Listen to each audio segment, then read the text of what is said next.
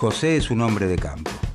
Hace años heredó miles de hectáreas de tierra de parte de su padre, que a su vez las heredó de su padre, quien las heredó también de su padre, y así hasta llegar al primer José de la familia, que no las heredó de nadie, sino que las obtuvo por favores de amigos influyentes.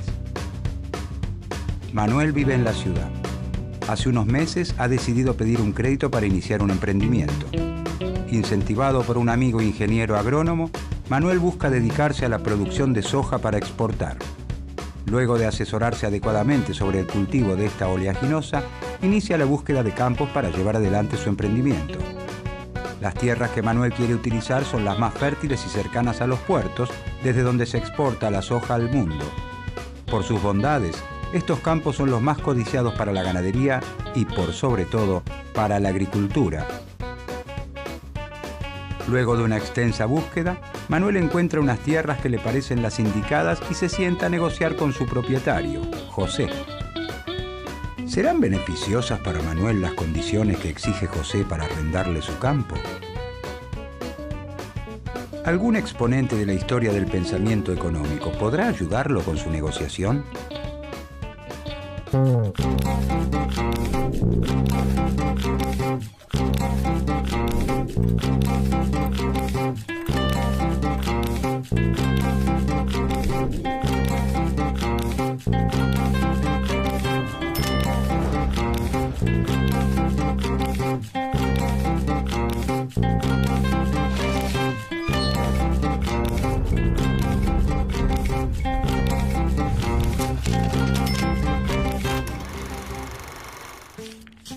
La revolución que trae la consolidación del capitalismo industrial tiene un testigo clave y muy lúcido: David Ricardo. Nace en Londres en 1772. A los 14 años se inicia como agente de bolsa, la misma actividad que realiza su padre. Gracias a esta incursión, logra acumular una fortuna considerable. Si bien procede de una familia culta, no es un académico, sino un hombre de negocios. Después de leer La riqueza de las naciones de Adam Smith, se convierte en un apasionado autodidacta de la teoría económica de la época, traducida en su obra cumbre, Los principios de economía, política y tributación, de 1817. David Ricardo es testigo del desarrollo de la fábrica y de la producción maquinizada. Las fuerzas de la revolución industrial se han desatado de forma incontenible. El capitalismo se consolida definitivamente y se impone sobre los vestigios del régimen feudal.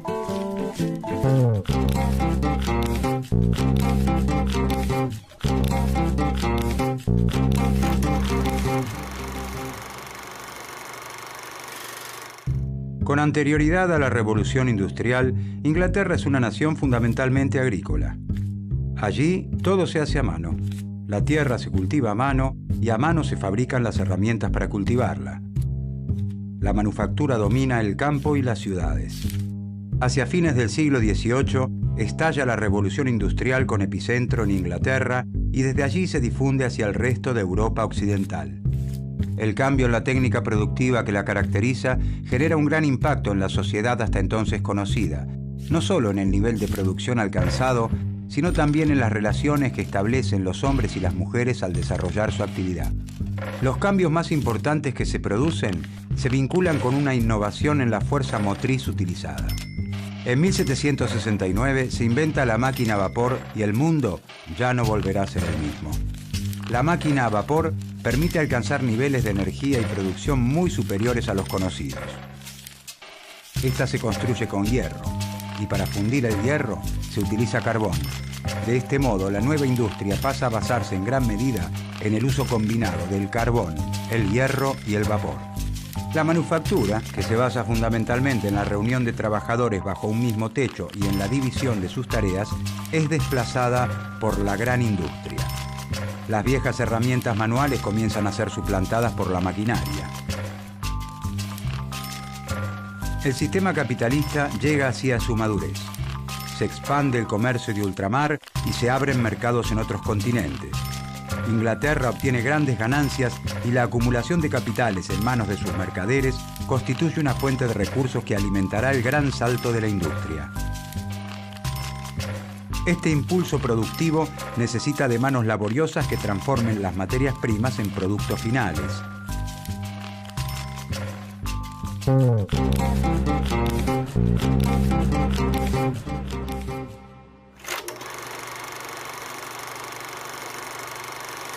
La sociedad estaba compuesta por el campesino, el capitalista y el terrateniente. El campesino trabaja la tierra, el capitalista fabrica telas y el terrateniente vive de la producción de sus campos. Entre 1760 y 1840, el Estado inglés dicta las actas de cercamiento, que hacen obligatorio el cercamiento de las tierras. El campesino que vive por entonces en terrenos comunales, en los que goza de derechos de pastura y recolección de leña y caza, debe abandonarlos. La misma suerte corren otros pequeños productores que no disponen de los recursos necesarios para cumplir con la ley. Todos ellos son expulsados a las ciudades. El terrateniente implementa las nuevas técnicas de cultivo que generan el aumento de la producción agrícola. Esto le permite prescindir de una gran cantidad de trabajadores en sus campos y abaratar sus costos. Además, con el gran crecimiento en la producción y exportación de textiles de lana, el terrateniente comienza a reemplazar parte de los cultivos por ganadería, actividad que también requiere una menor cantidad de trabajadores. La gran expulsión de campesinos y artesanos empobrecidos de las aldeas da nacimiento a una masa de hombres y mujeres que no dispone de tierras ni de maquinaria. Solo cuentan con su capacidad de trabajo y necesitan venderla para su subsistencia y la de sus familias. De esta manera, se incrementa la disponibilidad de mano de obra para la industria y los servicios. El capitalista se ve favorecido por la gran masa de hombres y mujeres que ofrecen su fuerza de trabajo para subsistir y por la expansión de los mercados. El campesino pasa a trabajar en la fábrica del capitalista. Como el salario que recibe por su fuerza de trabajo no alcanza para la subsistencia de su familia, la mujer y los hijos del campesino también se emplean en la fábrica. El aumento de la producción, ya que se incorporan mano de obra y de nuevas maquinarias, le permite al capitalista expandir sus mercados y acumular capitales. La gran industria modifica también las relaciones sociales de producción. Las máquinas marcan los ritmos de trabajo y esto genera una tarea más parcializada y repetitiva. El campesino y su prole, que ahora trabaja como operaria de una fábrica, pierden de vista el producto final de su trabajo. Se convierten en un engranaje más del sistema. El capitalismo comienza a mostrar su lado más oscuro. Los hombres, mujeres y niños empleados en las fábricas viven en condiciones de miseria extrema. Carecen de una legislación laboral que los proteja, trabajan por extensas jornadas y sin las condiciones de higiene mínimas.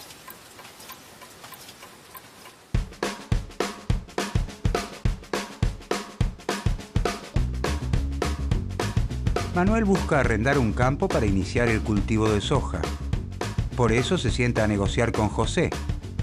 José tiene varias opciones para arrendar sus tierras a productores agropecuarios, por lo que decide sentarse a escuchar la mejor oferta.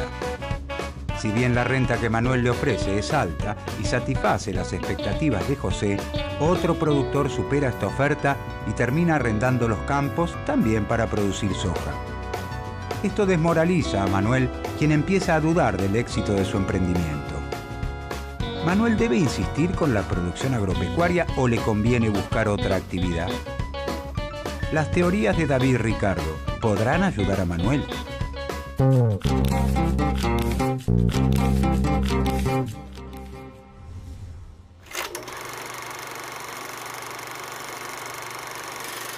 David Ricardo retoma una crucial pregunta planteada por Adam Smith. ¿Por qué los precios son lo que son? Para responder a este interrogante, Ricardo reconoce dos fuentes del valor de los bienes. Por un lado, el trabajo necesario para su producción y por el otro, la escasez o la relación entre la oferta y la demanda. Mientras Smith desestima la ley del valor trabajo, Ricardo dice que el valor del grueso de las mercancías depende de la cantidad de trabajo que se necesita para producirlas. Así, entonces, el precio de un bien está determinado por el trabajo que costó producirlo, pero también por lo difícil que sea conseguirlo. La mayor parte de las mercancías que conocemos se pueden reproducir a gusto. El fabricante de ropa, por ejemplo, puede llevar al mercado tantas prendas como desee. Basta con que adquiera las materias primas y contrate a los trabajadores necesarios. El valor de estas mercancías y el de todas las otras que se puedan reproducir sin problemas depende de la cantidad de trabajo que se necesita para producirlas. Cuanto más trabajo requieren, mayor es su precio. En estas mercancías, las fuerzas del mercado pueden hacer subir o bajar el precio de su valor natural determinado por el trabajo incorporado, aunque solo temporalmente. El precio está regido por el trabajo incorporado. Pero existen otras mercancías que tienen características diferentes. No pueden reproducirse fácilmente, o no pueden reproducirse en absoluto. Si una partida especial de vinos Merlot, cosecha 1983 de la región de Burdeos en Francia, es de 3 botellas, y son 9 los amantes del buen vino que quieren comprarlas, los demandantes competirán por quedarse con la preciada bebida y harán subir el precio hasta valores que pueden no tener ninguna relación con el trabajo que requiere su elaboración. En este tipo de bienes, el valor se determina por la escasez. Su valor es totalmente independiente de la cantidad de trabajo necesario para producirlos. Pero estos son solo una pequeña parte del conjunto de bienes que se intercambian diariamente en el mercado. El grueso de los productos puede ser multiplicado mediante el trabajo casi sin ningún límite, por lo que su valor, dice Ricardo, se rige por el trabajo incorporado y luego se divide entre los ingresos de las 3 clases sociales: el salario de los trabajadores, la ganancia de los capitalistas y la renta de los propietarios de la tierra.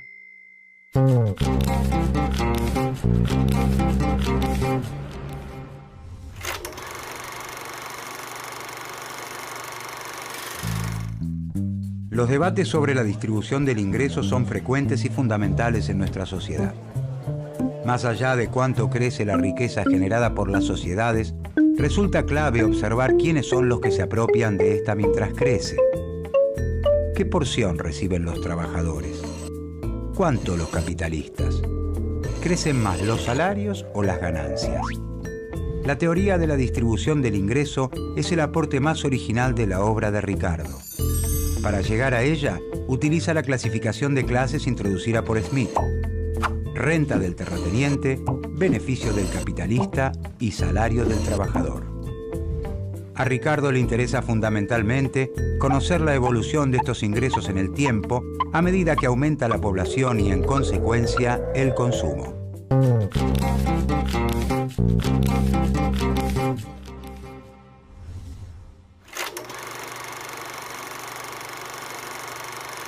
Ricardo asegura que los terratenientes ganan cada vez más. ¿Por qué? La renta es el ingreso que recibe el terrateniente Pedro por permitir el uso de la tierra que le pertenece. Como la tierra no es un bien ilimitado en cantidad ni uniforme en calidad, se paga renta por su uso. Como es lógico, la tierra que primero se cultiva es la que tiene mayor fertilidad y se encuentra bien ubicada geográficamente. A medida que crece la población, es mayor la demanda de alimentos. Entonces se hace necesario explotar nuevas tierras que tienen cada vez una menor calidad y gozan de una peor ubicación. Supongamos que, en la primera tierra que entra en producción, la más fértil, producir 1 tonelada de trigo requiere 15 horas de trabajo. Esta tonelada de trigo tendrá un valor equivalente a 15 horas de trabajo. Cuando se recurre a tierras de menor calidad o peor ubicadas que demandan mayor trabajo, deben emplearse 20 horas para producir 1 tonelada de trigo. Entonces el valor del trigo aumenta. Se cambiará ahora por mercancías que implican 20 horas de trabajo.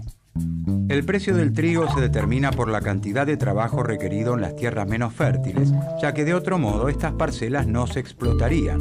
Sin embargo, esto afecta también al trigo producido en las mejores tierras, que aún requieren 15 horas de trabajo. El dueño de las mejores tierras en las que se puede producir en 15 horas recibirá un extra de 5 horas de trabajo, dado que el precio será el correspondiente a 20 horas. Esta es la renta diferencial de la tierra. El beneficio extraordinario siempre queda en manos del terrateniente y no del capitalista, que realiza las inversiones en galpones, abonos, cercas y muros necesarios para poner la tierra en producción. Los capitalistas compiten entre sí y el que se beneficia de esta competencia es el terrateniente.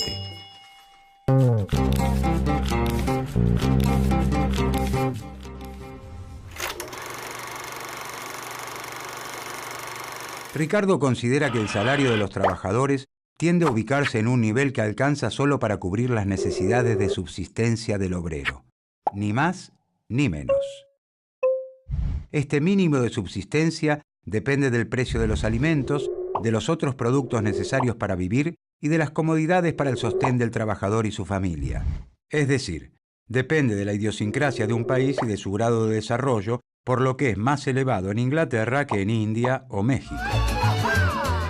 Según Ricardo, los salarios pueden elevarse transitoriamente por encima de este mínimo, pero esta situación no puede prolongarse. La mejora del nivel de vida de los obreros originaría nuevos nacimientos, lo que aumentaría la competencia entre los trabajadores, reduciendo el salario. En este momento histórico, Carlos, que es obrero, debe gastar la mayor parte de su salario en alimentos. Por lo tanto, el precio del trigo es un determinante central del salario. Cuando crece la población y por lo tanto la necesidad de alimentos, es preciso explotar tierras cada vez menos fértiles. Para que esto ocurra, debe crecer el precio del trigo y en consecuencia los salarios. De otra manera, los trabajadores no lograrían subsistir y los capitalistas no encontrarían quienes trabajasen en sus fábricas. ¿Pero es este salario realmente mayor? ¿Puede el operario comprarse ropa nueva o cenar con vino? Con ese salario mayor, los trabajadores podrán comprar la misma cantidad de alimentos que antes. Su situación no mejora ya que su salario real no se modifica.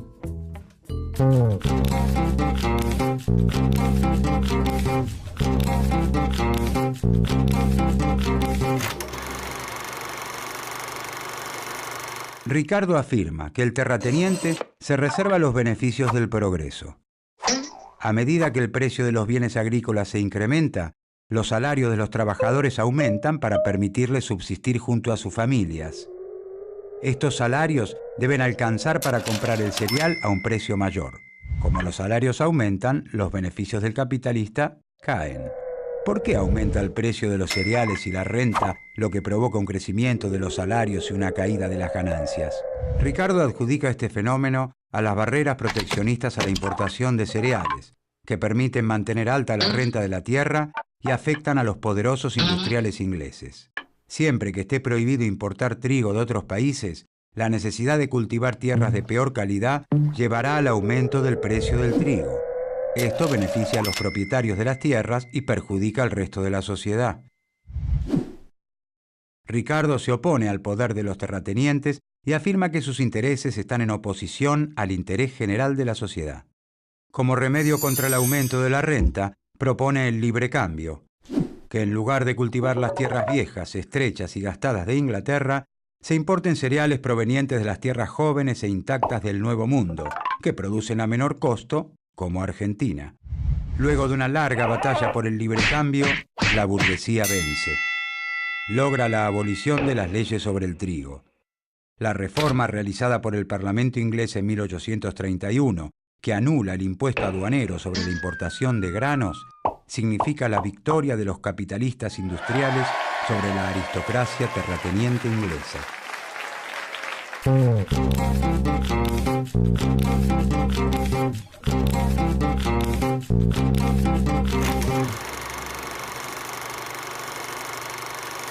Ricardo hace un aporte relevante al analizar las causas por las que existe el comercio internacional. ¿Por qué los países les compran y venden a otros en lugar de producir ellos mismos todos los bienes que necesitan sus habitantes? Esto se debe a que las naciones cuentan con distintas ventajas para la elaboración de bienes diversos.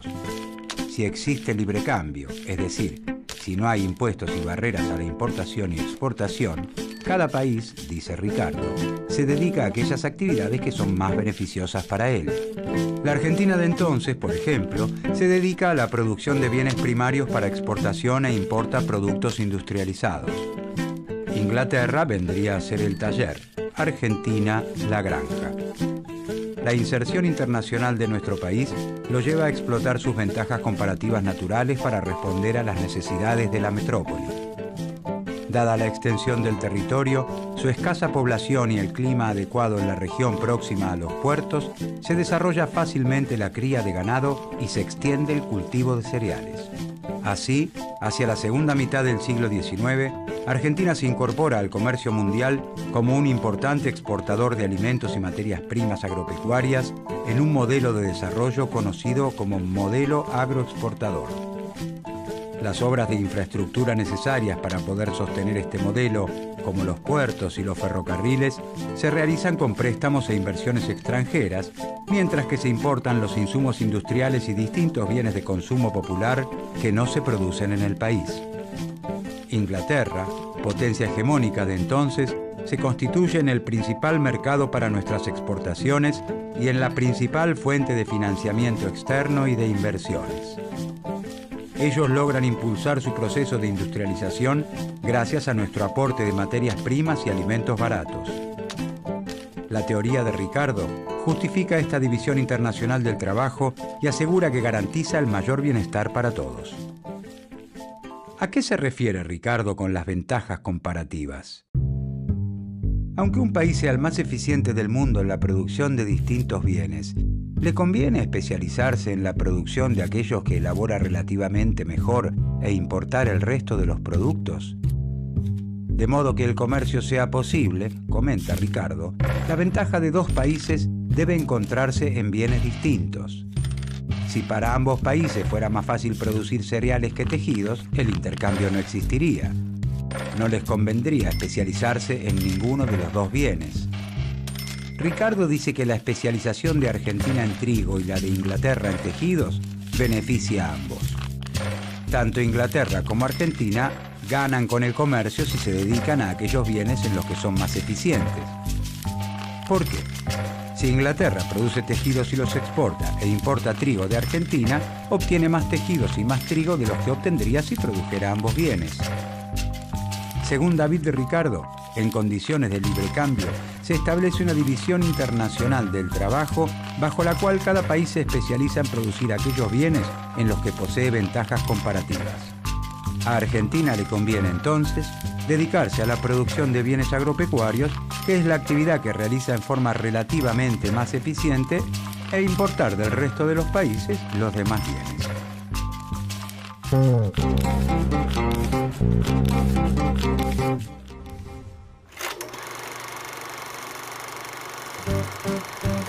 David Ricardo siguió siendo hasta 1870 el mayor inspirador, después de Smith, de la economía política. La ley del valor trabajo fue inmediatamente sometida a discusión. De la teoría de Ricardo se derivó una oposición objetiva de intereses entre los trabajadores y los capitalistas que explicaba la lucha de clases. La teoría del valor parecía implicar que el trabajo era la única fuente del valor, por lo que demostraría la explotación del trabajo. También introdujo un conflicto distributivo objetivo. En la sociedad capitalista, todo aumento en los salarios produce una caída en la ganancia a menos que se incremente la productividad.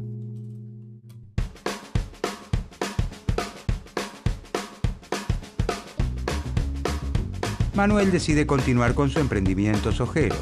Amplía la búsqueda de terrenos y, ayudado por la expansión de este cultivo, encuentra unas tierras aptas en el norte del país. Como estas tierras no son tan fértiles como las de José y están alejadas de los puertos marítimos, la renta es menor, por lo que Manuel finalmente puede llegar a un acuerdo con el dueño de estas e iniciar el cultivo. Por otro lado, Manuel tiene que invertir más dinero en las diferentes etapas de la producción, ya que las condiciones y ubicación de las tierras lo obligan a realizar un trabajo más arduo. Sin embargo, ahora Manuel es consciente de que, gracias a las ventajas comparativas de Argentina en la producción agropecuaria, su emprendimiento tendrá éxito. Como el precio internacional de la soja se calcula según tierras menos productivas que las de Manuel, él sabe que una buena producción le asegura ganancia. A su vez, las condiciones internacionales del comercio de soja y la demanda de los países emergentes amplían aún más las posibilidades de progreso de Manuel. Mientras tanto, desde su campo, José el terrateniente hace cuentas en silencio y disfruta de los beneficios extraordinarios que sus tierras heredadas le proporcionan en un país donde la actividad agropecuaria marca el ritmo de la economía.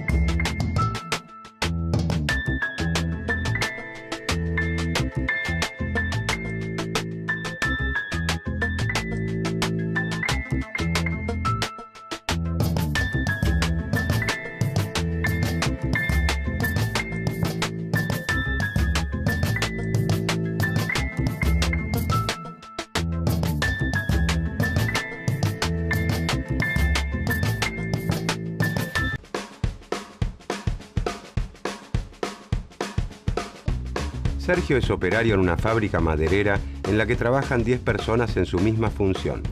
Gracias a las máquinas compradas por Juan Martín, el empresario, producen 5.000 sillas por mes. Un día, Sergio se pone a hacer cálculos y se da cuenta que sus necesidades básicas y de esparcimiento se cubren con el valor de 150 sillas. De este modo, el salario mensual que lo dejaría satisfecho sería equivalente a 150 sillas. Pero Sergio produce alrededor de 500 sillas en ese lapso de tiempo. Entonces razona. Si pudieran prescindir del empresario, él y sus compañeros se limitarían a producir 150 sillas cada uno, es decir, 1.500 sillas en total. Entonces, cubrirían sus necesidades y podrían irse a su casa habiendo trabajado tal vez 2 horas diarias. Podrían dedicarse el resto del tiempo al ocio o al esparcimiento. Entonces, ¿qué teoría podrá ayudar a Sergio y a sus compañeros a hacer esto posible?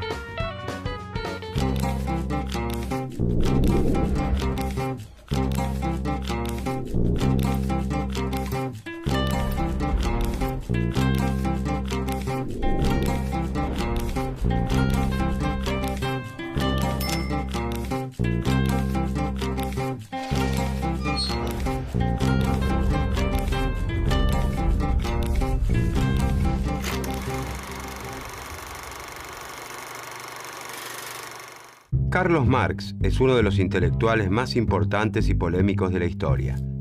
Nace en Treveris, una ciudad de la actual Alemania, en 1818, en el seno de una familia judía de clase media alta. Estudia Derecho y Filosofía en las universidades de Bonn y Berlín y desde muy joven participa en la vida política alemana. El compromiso político estará presente a lo largo de toda su obra. Buscando comprender al capitalismo, lee, reproduce y comenta las obras de Hegel, Hume y Locke. En 1844 toma contacto con organizaciones de trabajadores industriales y adhiere al comunismo, una vertiente del socialismo que cree que el proletariado llevará a la sociedad a una nueva etapa, aboliendo las relaciones capitalistas de producción y con ellas las clases sociales. Hacia 1845, perseguido por el gobierno prusiano, Marx emigra primero a París y luego a Bruselas. En 1848 publica junto a Federico Engels el Manifiesto del Partido Comunista, uno de los libros más leídos de la historia de la humanidad. Deportado, en 1849 se instala en Londres, donde se dedica a estudiar economía, fundamentalmente a los economistas clásicos Smith y Ricardo, mientras vive en la pobreza. Después de consagrarle más de 14 años de estudio, Marx publica en 1867 el primer tomo de El Capital, Crítica de la Economía Política. En El Capital, Marx explica el mundo de la época estudiando cómo se producen y distribuyen los bienes para satisfacer las necesidades humanas y cómo lo hicieron otras sociedades a lo largo de la historia.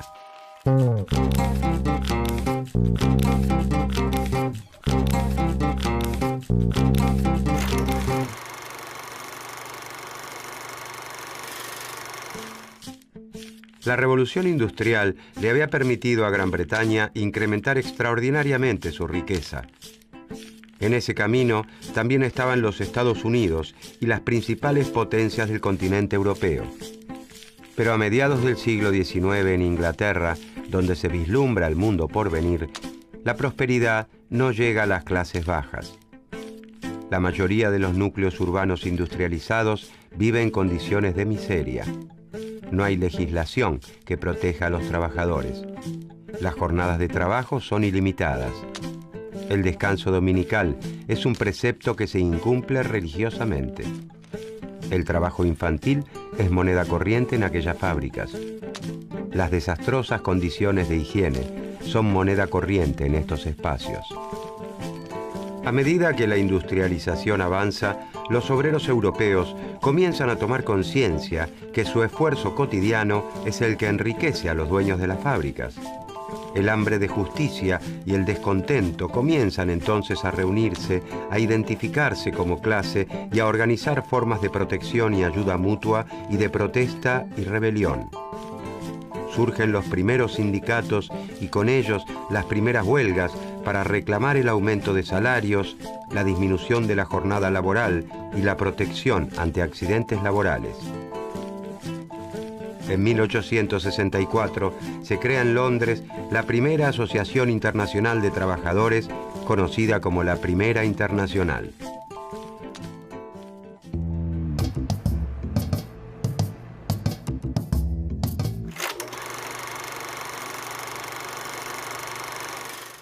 Tal como lo habían hecho Smith y Ricardo, a quienes él llama clásicos, Marx entiende al mercado como un sistema con sus propias leyes de movimiento y trata de comprenderlas. Sin embargo, su visión es muy distinta a la de sus antecesores, que veían al mercado como la organización social óptima para guiar la producción y distribución de bienes en cualquier sociedad. Marx comprende que el mercado es la principal institución de un orden social, el capitalismo, y que éste, como todos los órdenes sociales previos, tuvo un origen que debe explicarse y un fin que puede deducirse de su propio funcionamiento. En el capitalismo, las decisiones de producción, empleo o comercio ya no están dictadas por ningún faraón, emperador o autoridad religiosa, sino por la actividad autónoma y desorganizada de empresarios que toman sus decisiones buscando obtener la mayor ganancia posible. Para ello, contratarán trabajadores que deberán producir de acuerdo a lo que decida el empresario, ya que en su gran mayoría no cuentan con más alternativa que vender su propia fuerza de trabajo para subsistir. Marx escribe mucho más que un tratado de economía. Lo que pretende es desarrollar una herramienta para la liberación de los trabajadores de todas las cadenas del sistema capitalista, en el que no solo son explotados, sino que constantemente limita su capacidad de desarrollo intelectual y afectivo.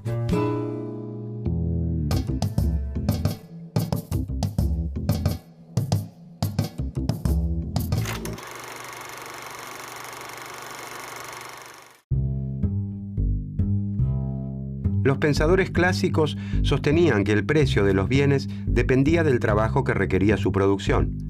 Cuanto más trabajo se requiera en una sociedad para producir un bien, mayor valor tendrá. Marx continúa esta línea de análisis, pero agrega que los bienes del trabajo humano no siempre fueron hechos para un mercado y tuvieron precio. El acto de comprar y vender, que tan natural parece, era una actividad marginal para muchísimas sociedades primitivas.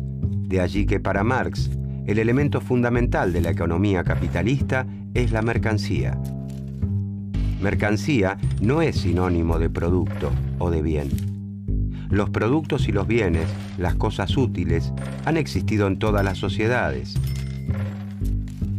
Mercancía es todo bien que tiene un valor de uso y un valor de cambio. La mercancía es un valor de uso porque resulta útil y un valor de cambio porque se produce con el objeto de la venta.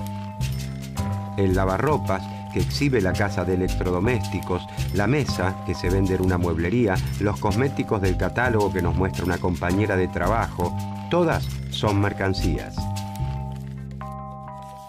El dinero desempeña un rol muy importante aquí, ya que actúa como un equivalente universal que traduce el valor de cambio de todas las mercancías y permite conservar y acumular ese valor a lo largo del tiempo. Existen muchos objetos útiles que no son mercancías. Se producen para satisfacer las necesidades de quien los crea, sus amigos, sus familiares. No son mercancías porque no se producen para la venta. Por ejemplo, cocinar una torta de cumpleaños para el primer nieto o prepararse un sándwich como vianda en el almuerzo.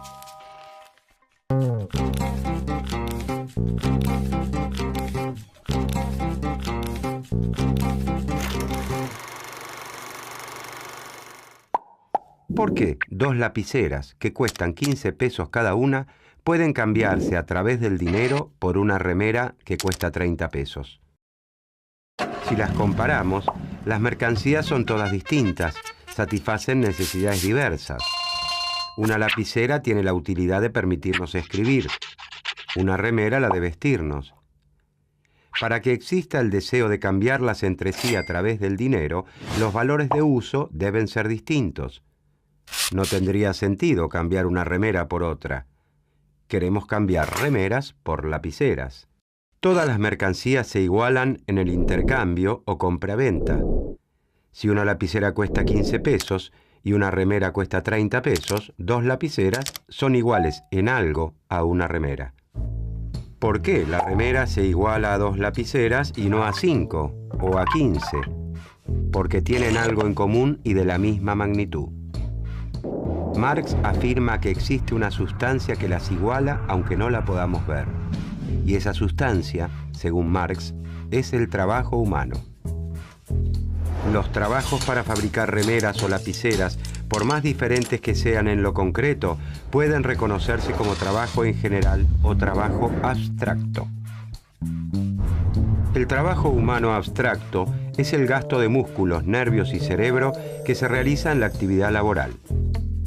Cuando dos valores de uso se igualan como mercancía, dejan de lado sus cualidades materiales diversas y los trabajos concretos que le dieron origen y queda en pie una única característica. Todas las mercaderías son la materialización de cierta cantidad de trabajo humano abstracto.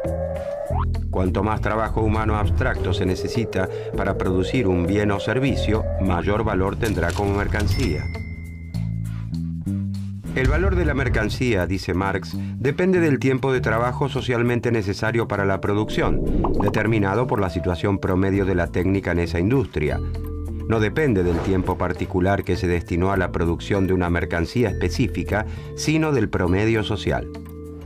Si el promedio de tiempo socialmente aceptado para fabricar una lapicera es de 15 minutos y los trabajadores de una empresa la confeccionan en 20 minutos, la lapicera seguirá costando 15 pesos por unidad. Pero se habrá incrementado en este caso el costo de producción, porque deberá pagar mayores salarios que lo que paga en promedio la industria y, por lo tanto, ese empresario verá reducida su ganancia.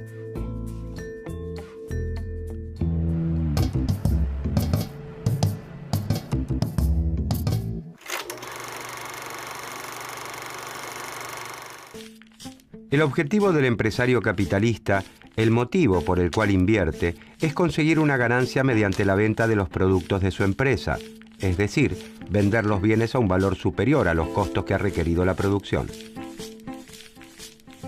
Marx afirma que en el sistema capitalista, la producción implica la explotación del trabajador por parte del capitalista. No importa que un patrón individual pague buenos salarios, participe de actividades de beneficencia o que sea una buena persona, padre afectuoso o amigo entrañable. En tanto capitalista, es un explotador, porque paga a sus trabajadores apenas una parte de lo que ellos producen.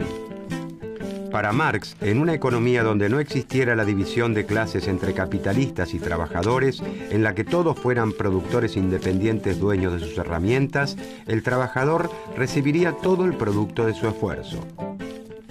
El panadero, el herrero y el zapatero cambiarían sus mercancías por dinero para inmediatamente conseguir las mercancías que necesitaran, y las mercancías que obtendrían tendrían la misma cantidad de trabajo incorporado que la suya. Así, según la teoría de Marx, si para fabricar una puerta se requiere un día de trabajo y para un par de zapatos alcanza con media jornada, el zapatero debería entregar 2 pares de sus calzados para que el carpintero le entregue la puerta. Pero en el régimen capitalista de producción, los dueños de los medios de producción, como las plantas fabriles, las maquinarias o los instrumentos de trabajo, son los capitalistas. Los trabajadores venden su fuerza de trabajo en el mercado a cambio de un salario para poder vivir y mantenerse. Siempre hay practicantes de oficios independientes, pero la tendencia indica que son reemplazados por la organización empresarial. Mucho más cuando aumentan los costos de sus herramientas de trabajo y un trabajador independiente ya no puede adquirirlas. La burguesía o clase capitalista es la dueña del capital. Capital es el dinero que se utiliza para obtener más dinero. El capital productivo es el que invierten los capitalistas en la compra de medios de producción y fuerza de trabajo para producir mercancía, obteniendo así una ganancia. La búsqueda del lucro es el motor de la sociedad capitalista. El capitalista produce porque espera obtener un plus luego de la venta.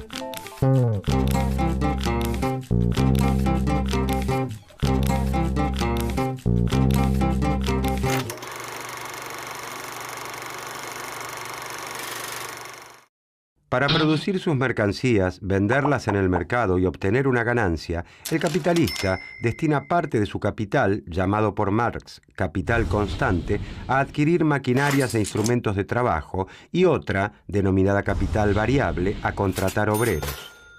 Para que el capitalista pueda contratar un obrero, el trabajador debe poder disponer libremente de su fuerza de trabajo y no poseer máquinas ni materias primas. El trabajador solo cuenta con su fuerza de trabajo para vender en el mercado y garantizar así su subsistencia. El salario que el capitalista le paga al trabajador es entonces el precio de la fuerza de trabajo. El valor de cambio de una mercancía está dado por el trabajo que a una sociedad le cuesta reproducirla. Consecuentemente, el valor de la fuerza de trabajo equivale a lo que un obrero necesita para mantener sus fuerzas y poder volver a trabajar al mes siguiente.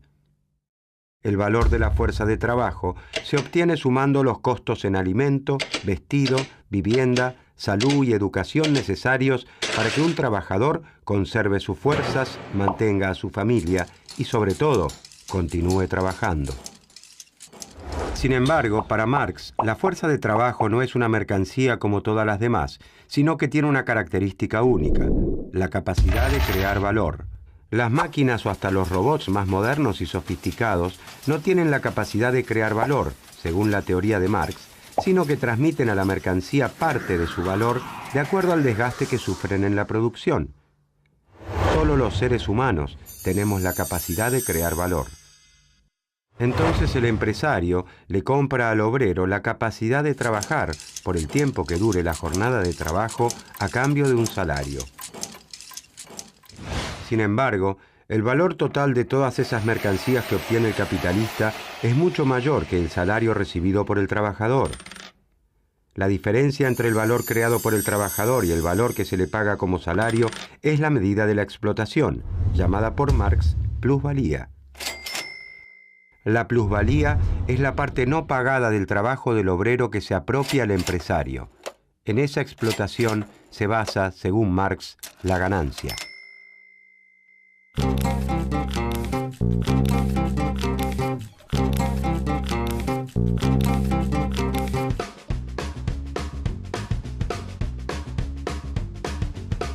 La fábrica de sillas donde trabaja Sergio junto a otros 9 operarios produce 5.000 sillas por mes.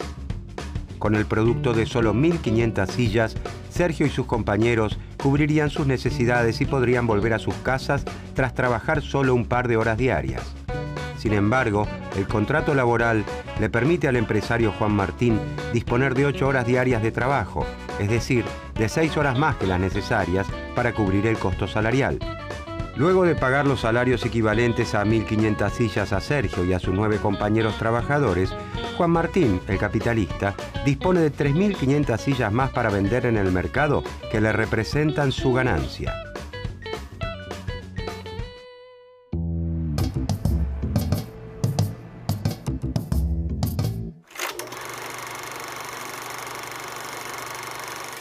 El capitalista obtiene su ganancia solo cuando vende las mercancías producidas. Al empresario no le interesa producir lo que necesita la sociedad, sino lo que puede venderse en el mercado. Esa es la demanda. Al momento de tomar la decisión de cuánto producir, el éxito de los resultados es un riesgo, pero el empresario trata de calcular cuánto podrá vender en base a sus expectativas. Tampoco sabe a qué precio se venderán sus mercancías. Todo es incertidumbre para el capitalista. Esta forma de organizar la producción hace difícil que coincidan la oferta y la demanda de los distintos bienes. Los empresarios recién se darán cuenta si fue buena su estimación una vez que están en el mercado. Por eso es muy frecuente que sobren muchos bienes producidos. Cuando esto les ocurre simultáneamente a muchos capitalistas, estamos ante las llamadas crisis de realización o de sobreproducción. Entonces, al ver que no pudieron vender sus mercancías, los empresarios ajustan sus expectativas, contraen su producción para el año siguiente, despiden trabajadores, realizan menos inversiones, desencadenando una crisis de mayor o menor magnitud según el caso. En el capitalismo, dice Marx, Las crisis no son fenómenos aislados a los que sigue una recuperación, sino que muestran una contradicción inherente al régimen capitalista de producción. Son inevitables.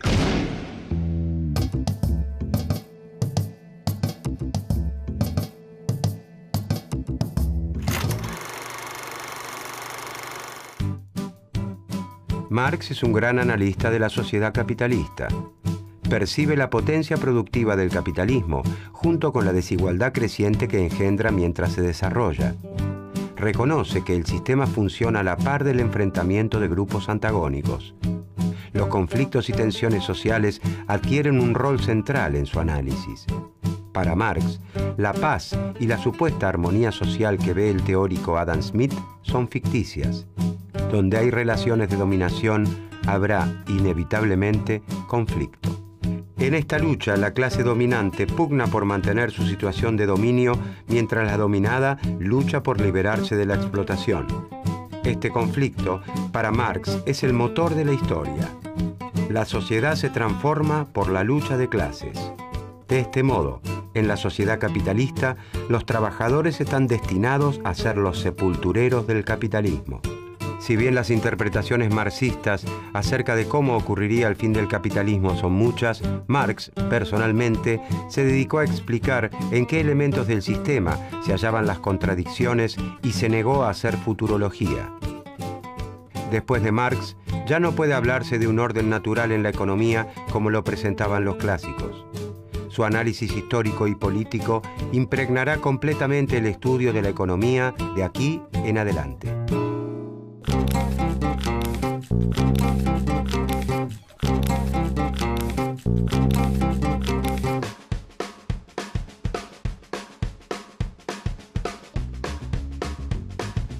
Los trabajadores de la fábrica maderera produjeron 5.000 sillas, porque el empresario Juan Martín había estimado que las vendería fácilmente en un mes.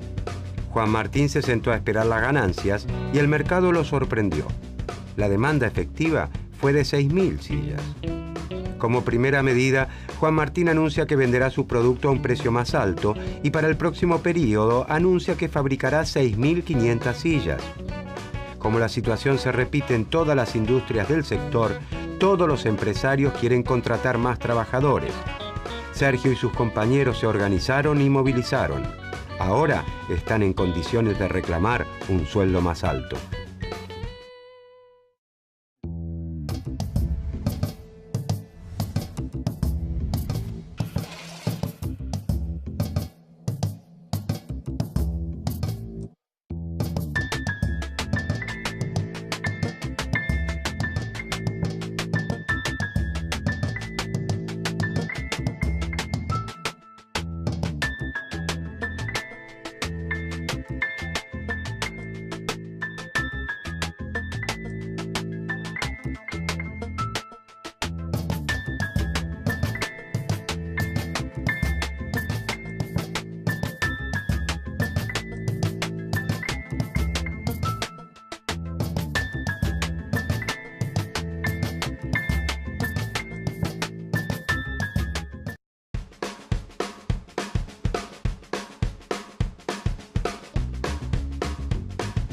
Carlos vende butacas de bebé para auto en Argentina y quiere comprarlos donde sean más baratos, de modo que su ganancia comercial sea lo más alta posible. La fábrica de butacas de bebé para auto de Italia, con mayor tamaño, equipamiento moderno y tradición industrial, produce con costos relativamente bajos y puede vendérselas a Carlos a 300 pesos cada una y así obtener una ganancia. La fábrica argentina, que no cuenta con equipamiento de última generación, no alcanza el mismo nivel de eficiencia, sus costos de producción son mayores y no puede vendérselas a Carlos a menos de 500 pesos para obtener una ganancia. Carlos, buscando comprarla lo más barato posible para ganar el máximo con la reventa, optará por comprarlas en Italia. Carlos piensa en su beneficio comercial. ¿Puede el Estado argentino tomar alguna medida para revertir esa lógica comercial y favorecer el desarrollo de su industria? ¿Qué pensador puede aportar alguna solución al conflicto?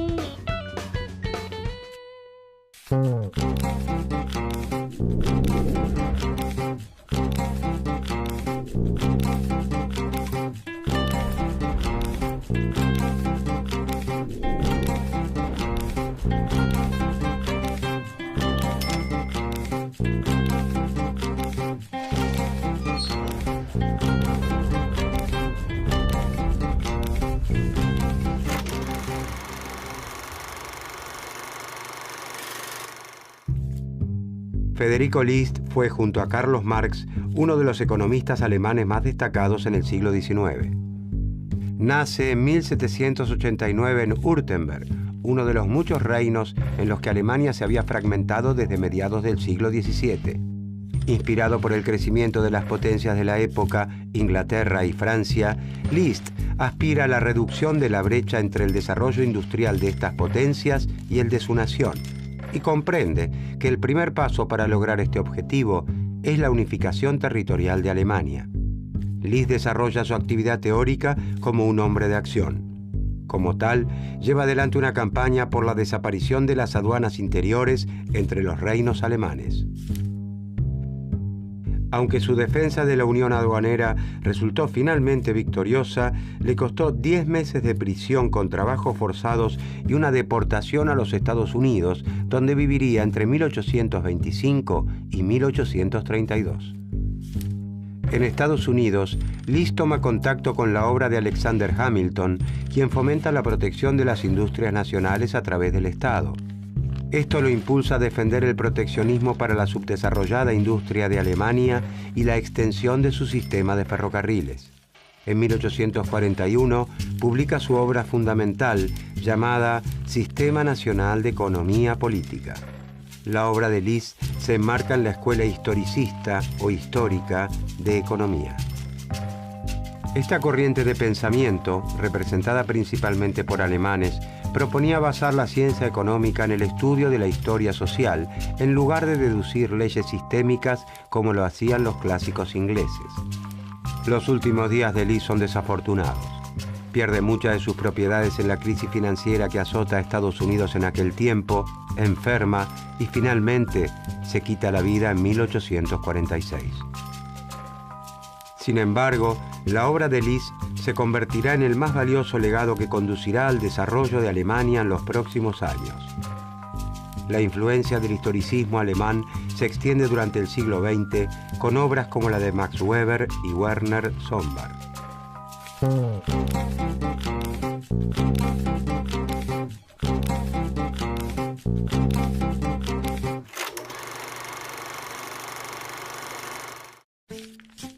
Desde los inicios de la Revolución Industrial, el Reino Unido y Francia contaron con territorios consolidados y aún con colonias de ultramar para desarrollar sus mercados.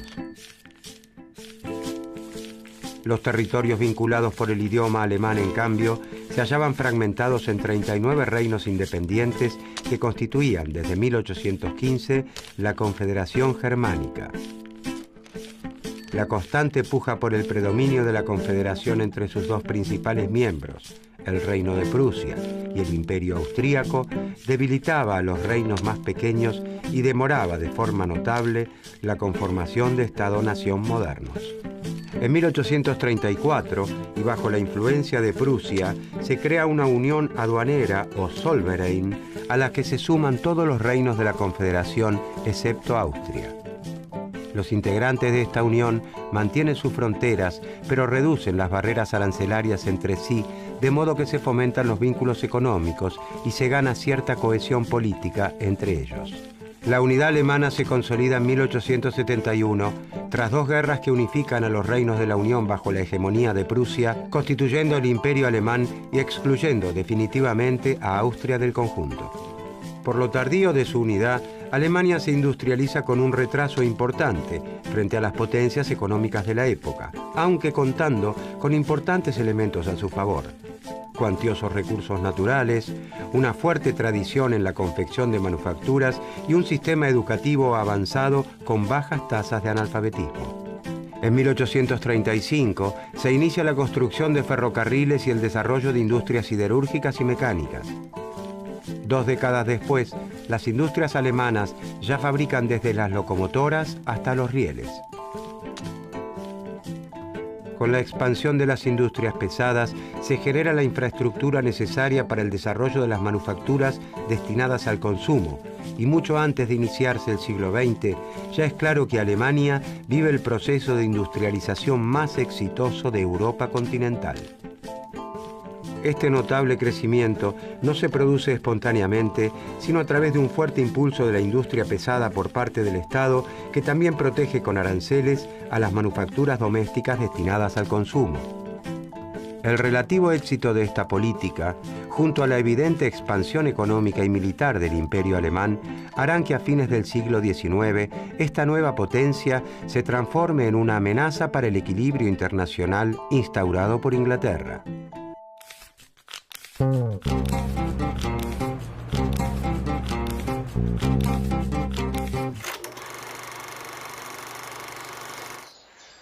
Los economistas suelen realizar supuestos acerca de la realidad social construyendo un modelo simplificado de la misma que permite analizar solo algunos de sus aspectos tomándolos de forma aislada.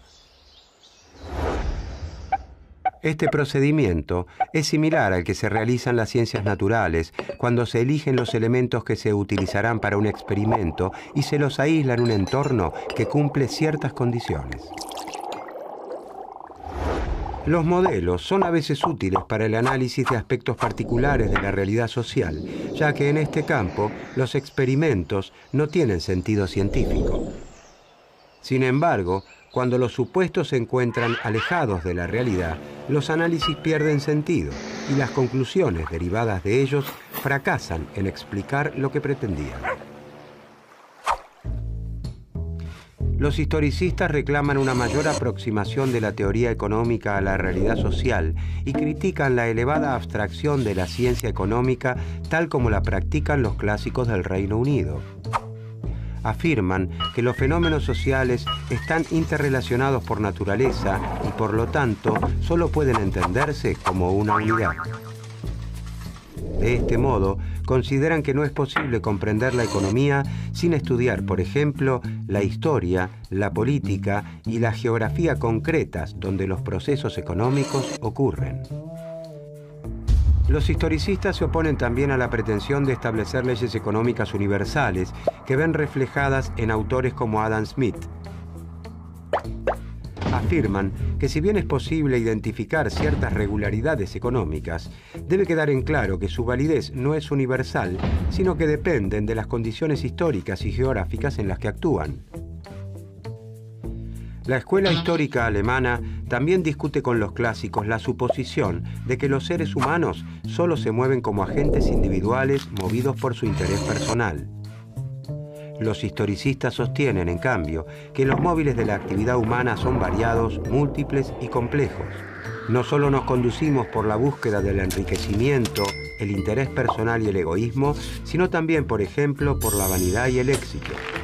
Incluso existen móviles más desinteresados, como la solidaridad ante el sufrimiento del prójimo y el deseo de ser útiles a la sociedad. Aislar solo uno de estos móviles para los historicistas es exponerse a conclusiones erróneas.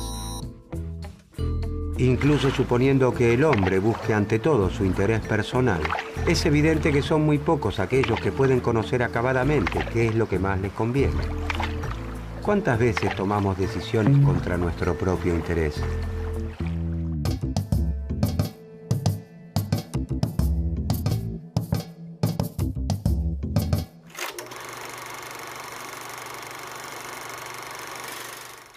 List reintroduce en la ciencia económica el concepto de nación. Considera que el análisis económico de los autores clásicos soslaya la división del mundo en naciones independientes con intereses particulares.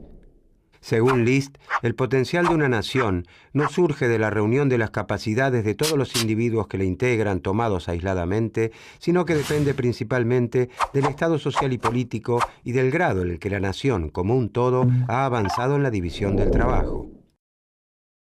La humanidad no se compone por individuos aislados, sino por naciones. Entre el individuo y el género humano existe para List la nación, con su lengua particular, su literatura, su origen y su historia propios, con sus costumbres y sus hábitos, sus leyes y sus instituciones, con sus pretensiones a la existencia, a la independencia, al progreso y con su territorio bien definido. De esta manera puede comprenderse de qué manera las naciones que son florecientes han logrado tal grado de poderío y prosperidad o por qué motivo otras naciones han perdido su pujanza de otro tiempo. De hecho, dice List, la protección de la industria implementada por Inglaterra, mediante reglamentaciones comerciales hasta transformarse en la economía más eficiente del mundo, ha afectado a la industria alemana. Las exportaciones baratas inglesas, que ahora reclaman el libre cambio, han limitado el desarrollo de la industria nacional alemana. List parte de la concepción de nación como entidad distinta a la suma de los ciudadanos. Cree que no es cierto que lo mejor para el comerciante individual sea lo más conveniente para el país, como propiciaba David Ricardo, y que las naciones subordinan los intereses de sus ciudadanos a sus propios intereses nacionales. Por lo tanto, una nación debe procurar construir un todo completo que mantenga relaciones comerciales con otros países de acuerdo a sus propios intereses como sociedad. Y para eso, deberá desentrañar cómo, en la situación actual del mundo, puede avanzar en su proceso de desarrollo.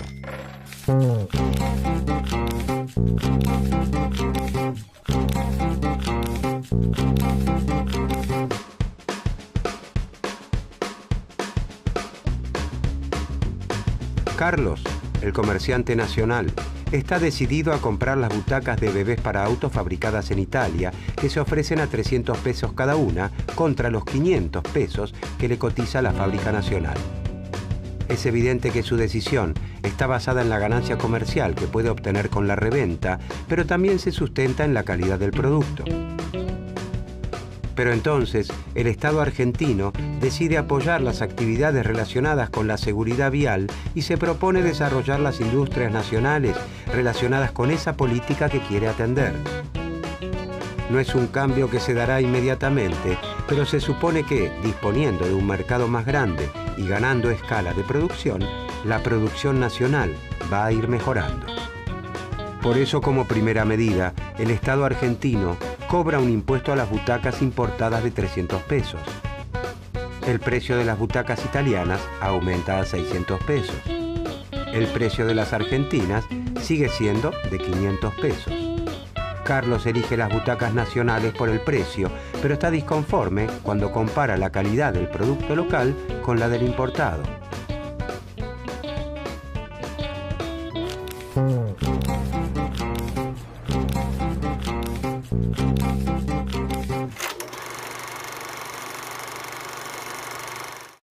List acepta gran parte de los postulados clásicos, pero rechaza el libre comercio. Cree que los países que tienen potencial para explotar y fortalecer sus industrias deben abrazar el proteccionismo. Solo con la intervención del Estado puede alcanzarse una industria manufacturera perfeccionada, una marina mercante considerable y un vasto comercio exterior. List dice que el libre comercio es muy conveniente para los países atrasados y sin potencial de desarrollo. También para un país como Inglaterra, que ya ha alcanzado la madurez industrial. Los pensadores ingleses Adam Smith y David Ricardo propician el libre comercio porque luego de utilizar impuestos a las importaciones y restricciones a la navegación, Inglaterra había logrado alcanzar tal capacidad manufacturera y de transporte por mar que ninguna otra nación del mundo podía hacerle competencia. Desde esa posición del liderazgo mundial, los pensadores ingleses alentaban a la especialización de las naciones en aquellos bienes que elaboran mejor. De esta manera, cuando cada país se especializa en lo que hace de forma relativamente más eficiente e importa el resto de los bienes, se establece una división internacional del trabajo que beneficia a todas las naciones. Según los clásicos, todos ganan con el libre comercio si, siguiendo sus ventajas comparativas, Portugal elabora vino, Inglaterra tejidos y Polonia y Argentina cultivan trigo. Pero List advierte que las ventajas comparativas no son datos de la naturaleza, sino el producto de su historia. Por ejemplo, hacia principios del siglo XIX, Portugal se especializa en la elaboración de vino, Inglaterra en tejidos y Argentina y Polonia en la producción de trigo. Pero ¿debe Portugal especializarse en vinos, que es lo mejor que sabe hacer en este momento? ¿O debería proteger a su industria textil para darle tiempo a que fortalezca, logre incorporar tecnologías más sofisticadas, mejore la forma de producción y así volverse más competitiva en el futuro?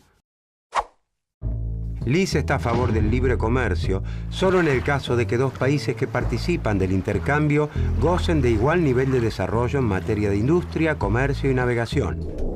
En el estado actual, dice List, los efectos de la libertad de comercio serían que Inglaterra se convertiría así en una única e inmensa ciudad manufacturera.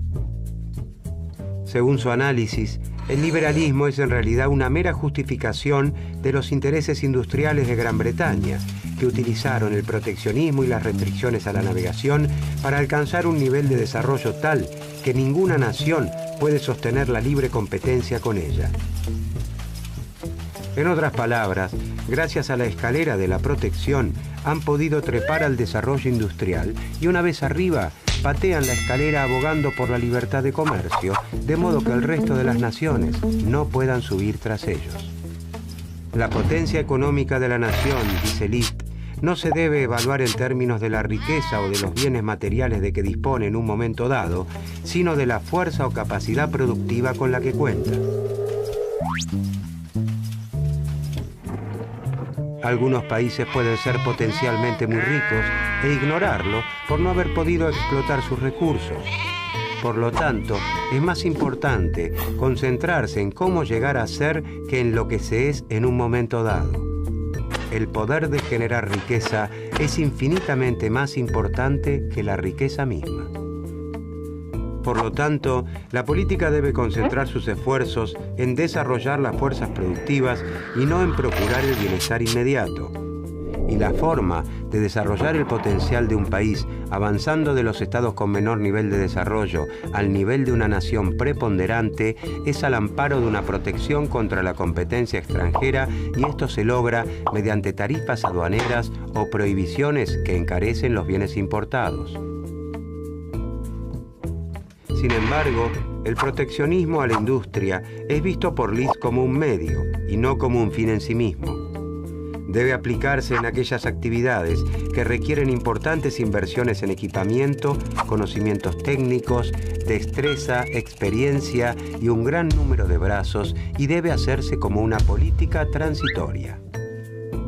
Aunque transitoria no significa breve, y no todas las ramas de la industria deben protegerse por igual, los aranceles protectores deben ser retirados cuando se alcance un grado de competitividad internacional suficiente.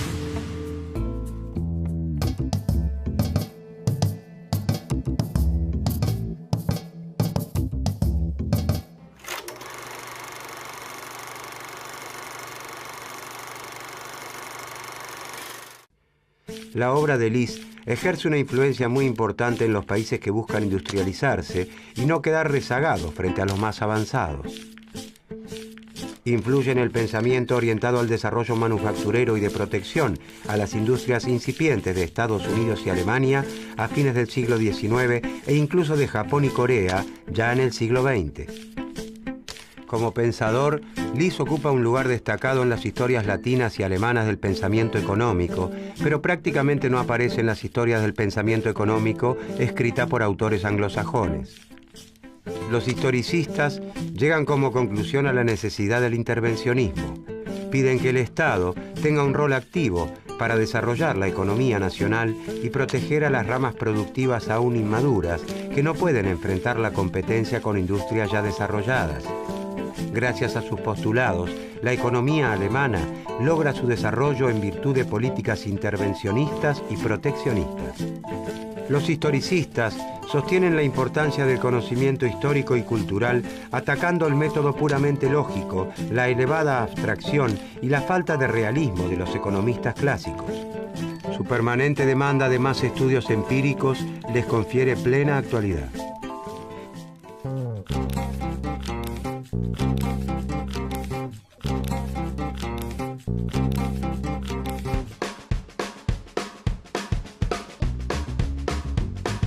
Luego de un tiempo, desde que el Estado argentino decidiera fomentar las industrias nacionales relacionadas con la seguridad vial y de que Carlos continuara inclinándose por las nacionales, las butacas argentinas para bebés han mejorado su calidad hasta equipararse completamente con una butaca fabricada en Italia. El incremento en la producción de butacas argentinas le ha permitido a la industria nacional ganar eficiencia, incorporar tecnología y equipamiento y reducir el costo de producción. Ya no se justificaría el impuesto a la importación de butacas italianas. Gracias a la protección, las fábricas argentinas de productos de seguridad para bebés crecieron, incrementaron su demanda y colaboraron con el cumplimiento de la política de seguridad vial al salvar muchas más vidas en caso de accidentes.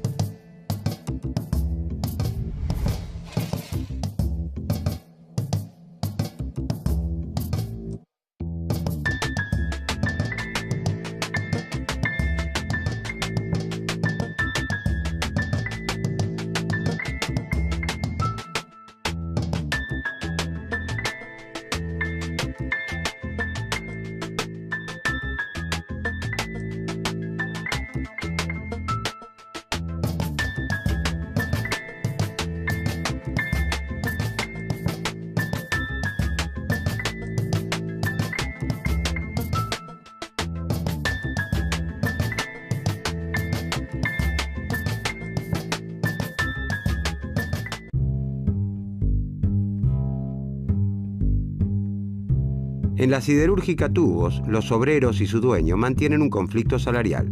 Jorge, en representación de los obreros, reclama un aumento de salarios y para eso expone su razonamiento ante Luis, el dueño de Tubos. Jorge razona basándose en la obra de Karl Marx.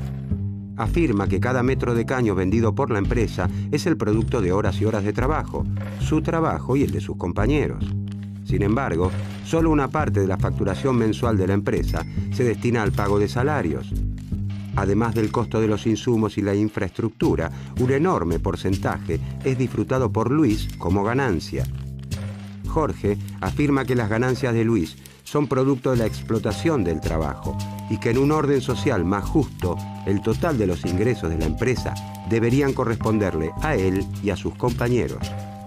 Luis, el dueño de Tubos, no está de acuerdo con el análisis de Jorge y le dice que el razonamiento de Marx ha quedado obsoleto, que existe una teoría superadora de los clásicos y de las críticas de Marx, el pensamiento marginalista. Pero, ¿quiénes son los marginalistas y cuáles son sus grandes aportes al pensamiento económico?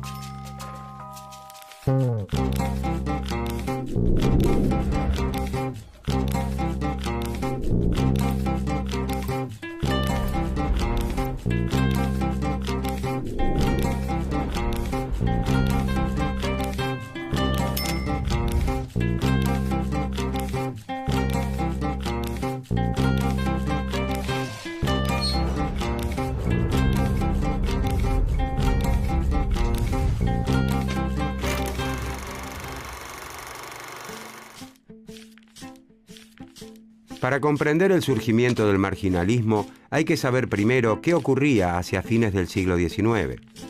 Estamos en la llamada Segunda Revolución Industrial, un salto tecnológico y productivo que se manifiesta en el notable avance de los transportes a través de la navegación a vapor y el desarrollo de los ferrocarriles, en la aplicación de la química a los procesos industriales y en la aparición de la electricidad.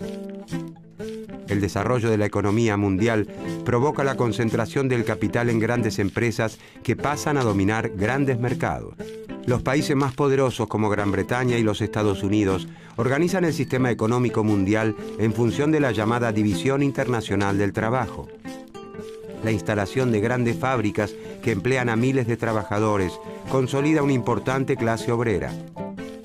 Para defender sus derechos y satisfacer sus necesidades, la clase obrera tiende a agruparse en sindicatos y en partidos políticos. Las organizaciones revolucionarias se unen a los reclamos obreros.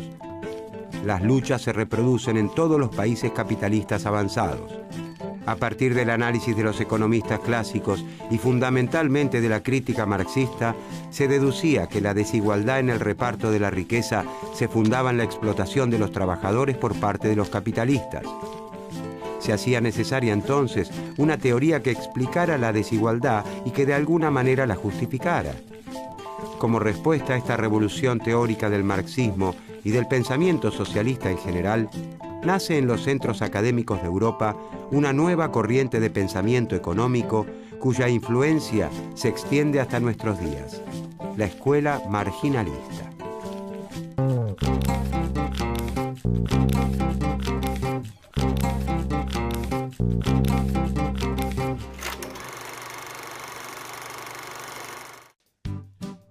La escuela marginalista nace a fines del siglo XIX en Europa con la publicación casi simultánea de las obras del francés Léon Walras, el inglés Stanley Evans y el austríaco Karl Megger.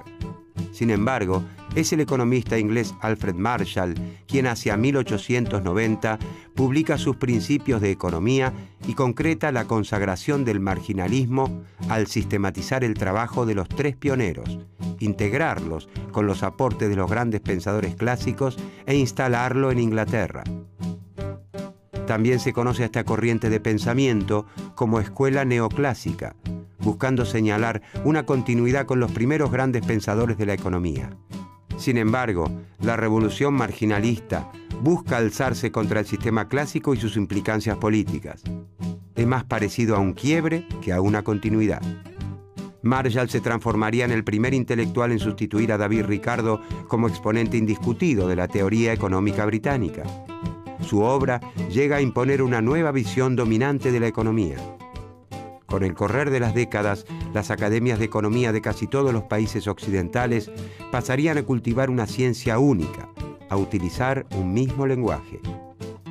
La expresión economía política se reduce solo a economía. La política no solo desaparece como palabra, también se excluye del análisis los conflictos de intereses y la explotación que ocupaban un lugar central para los socialistas. Los marginalistas reinventan la ciencia económica sobre fundamentos que eliminan las referencias al conflicto social. Precisamente, el recrudecimiento de los conflictos en las calles y en las fábricas hace que los ambientes académicos, políticos y culturales se muestren especialmente receptivos a abrazar una nueva teoría en la que no existen oposición de intereses entre capitalistas y trabajadores, sino que rige la armonía social.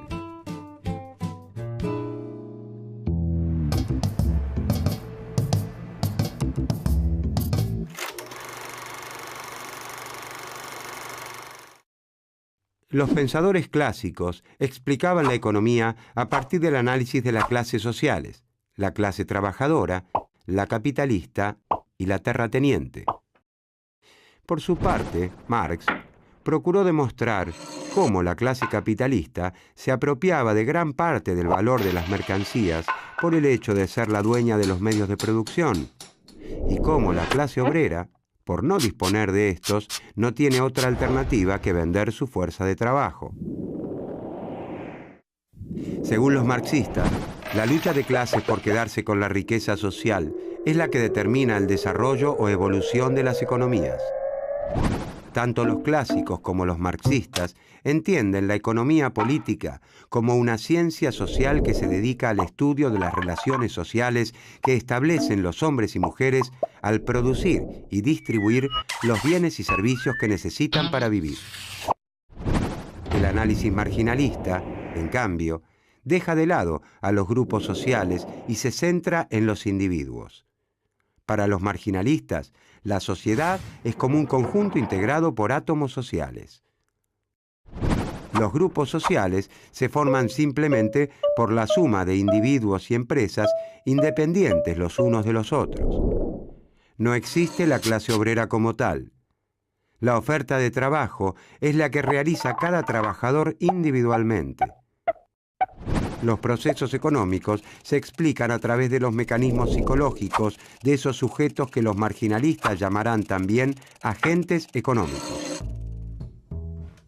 Para los marginalistas, Sin importar en qué momento de la historia nos encontremos y bajo qué sistema económico, el sujeto siempre tiene diversas necesidades a satisfacer, pero dispone de recursos insuficientes para hacerlo.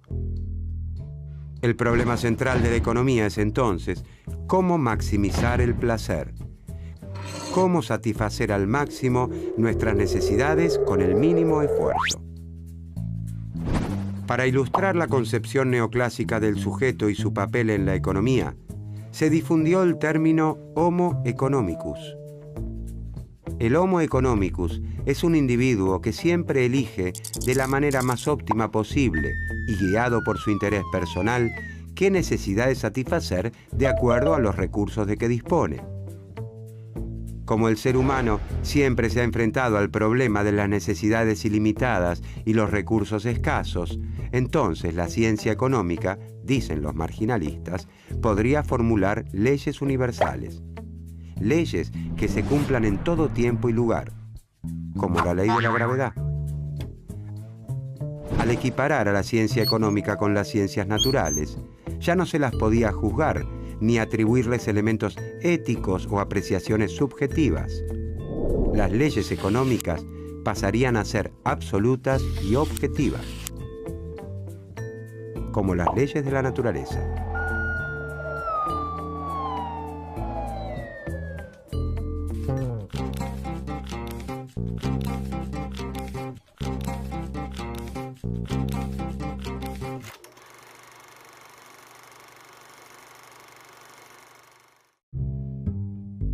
Los marginalistas pretenden ser ideológicamente neutrales en su análisis económico y para ello aplican a sus estudios fórmulas e instrumentos que toman de la física y de la química.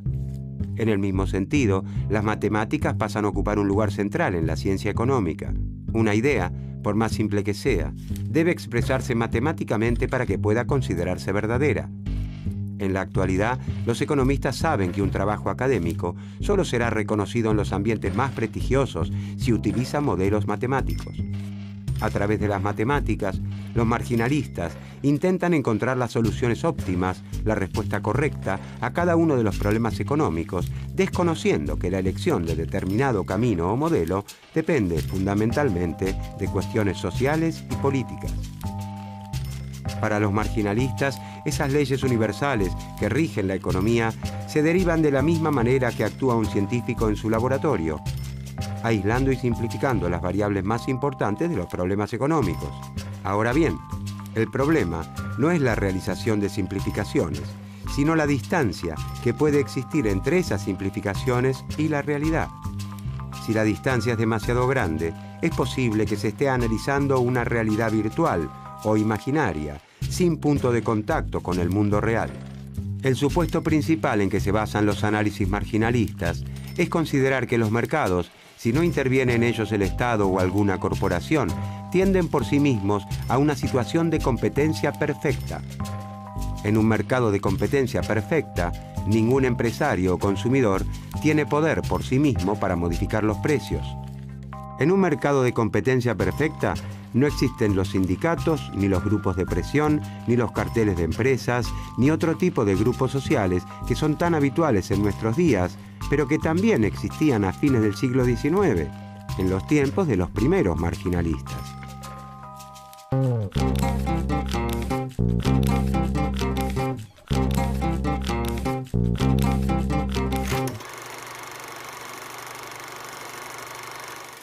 Para el análisis clásico, el valor de las mercancías se determina en virtud de lo que ocurre en el ámbito de la producción, ya sea en el costo de producción, como afirmaba Smith, o en el trabajo invertido en las mercancías, según Ricardo. Entonces, para los economistas clásicos, las mercancías llegan al mercado con un valor objetivo dado por sus condiciones de producción. Los marginalistas desarrollan una teoría opuesta, la teoría subjetiva del valor. Subjetiva significa que el valor se determina en el momento del intercambio, de la compra-venta, de acuerdo a las circunstancias del momento. El valor surge entonces del juicio del consumidor acerca de la utilidad de los bienes. Para los marginalistas, en las mercancías no hay nada objetivo que determine su precio. De esta manera, dejan de lado la discusión acerca de la explotación del trabajo humano.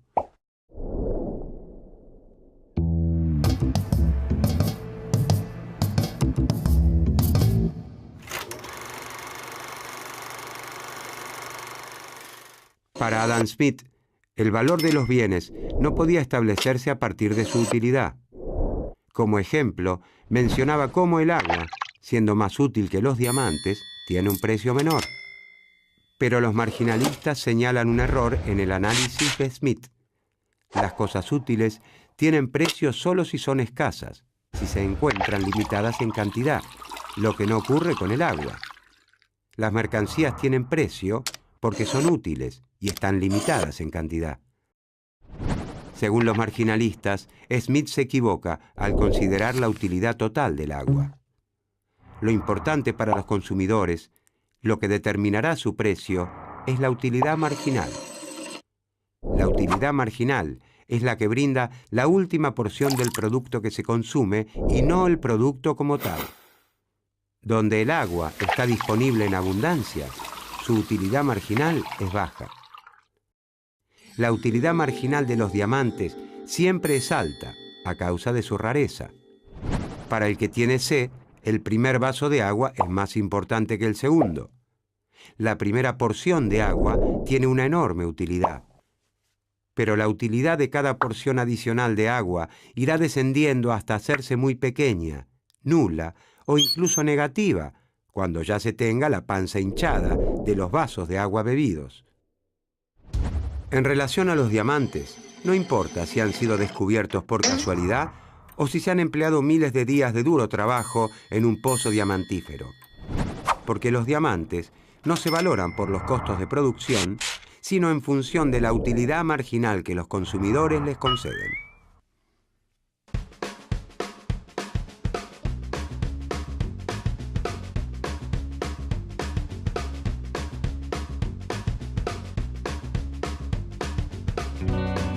Luis, el dueño de la siderúrgica Tubos, se muestra en desacuerdo con el argumento de Jorge, que justifica su reclamo salarial de acuerdo al análisis marxista de la explotación, la plusvalía y la lucha de clases.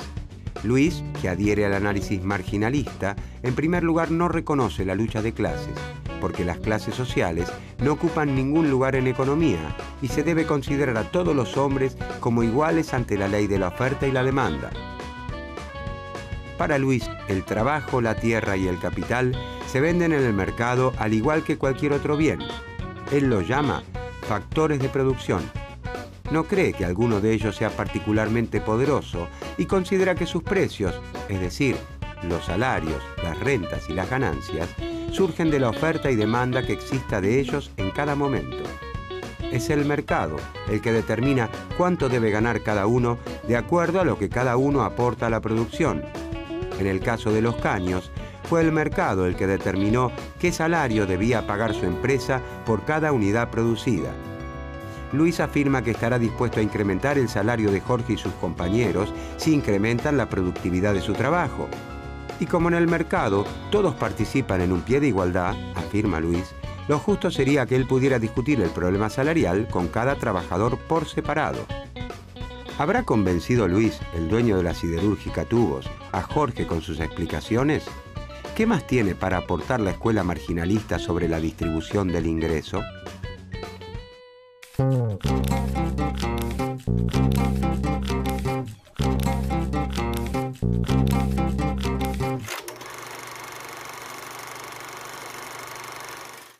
Para el pensamiento marginalista, la oferta y la demanda del factor trabajo se igualan entonces a un determinado precio, que es el salario de equilibrio. El salario de equilibrio es igual a lo que el trabajador aporta a la producción.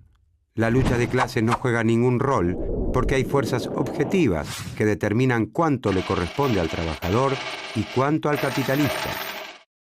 La distribución del ingreso está dada a partir de lo que aporta cada factor, tierra, trabajo o capital, a la producción. Todos los individuos reciben de acuerdo a lo que aportan. Los marginalistas se oponen a la intervención del Estado como orientador de la actividad económica. El mercado es el mecanismo más adecuado para lograr el mayor bienestar posible de los consumidores y el mayor beneficio para las empresas. Sin la intervención del Estado y de los gremios, el mercado encuentra el equilibrio. La oferta y la demanda se igualan y la distribución del ingreso es justa. No hay razones para que exista el desempleo, porque si se deja que los salarios fluctúen libremente, siempre existirá un precio por el que las empresas estén interesadas en contratar más trabajadores. El desempleo, dicen los marginalistas, es consecuencia de las fuerzas que atentan contra la libre competencia, como los sindicatos y la legislación laboral que limitan la reducción del salario.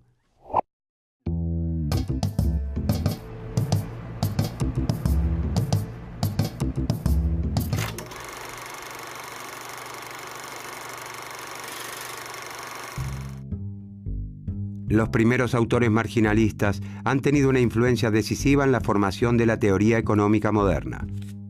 Desde comienzos del siglo XX se erige un sistema teórico nuevo, empeñado en demostrar la existencia de leyes económicas universales, y es el que predomina a grandes rasgos en la actualidad.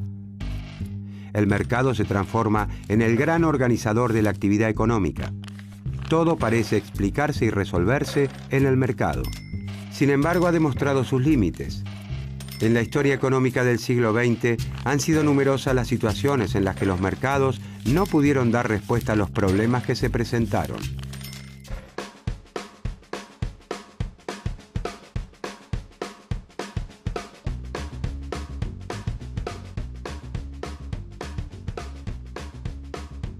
Jorge se reúne con sus compañeros y les expone los argumentos de su jefe. Según Luis, el mercado estableció sus salarios y está en cada uno de ellos evaluar cuánto valoran el ocio y cuánto el salario para definir su futuro. Todos consideran que el análisis es poco realista, ya que ni ellos ni casi ningún trabajador en el mundo puede elegir cuántas horas trabaja al día.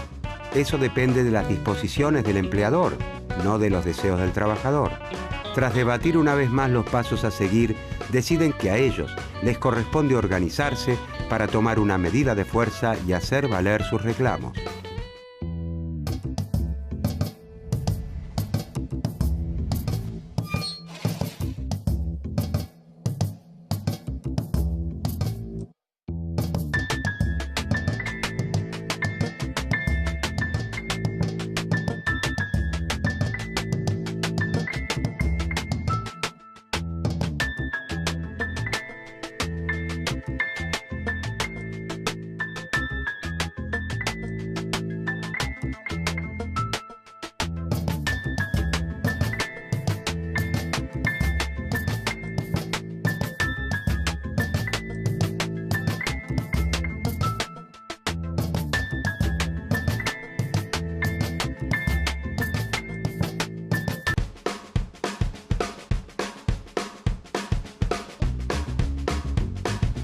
Marina es una fabricante de zapatillas.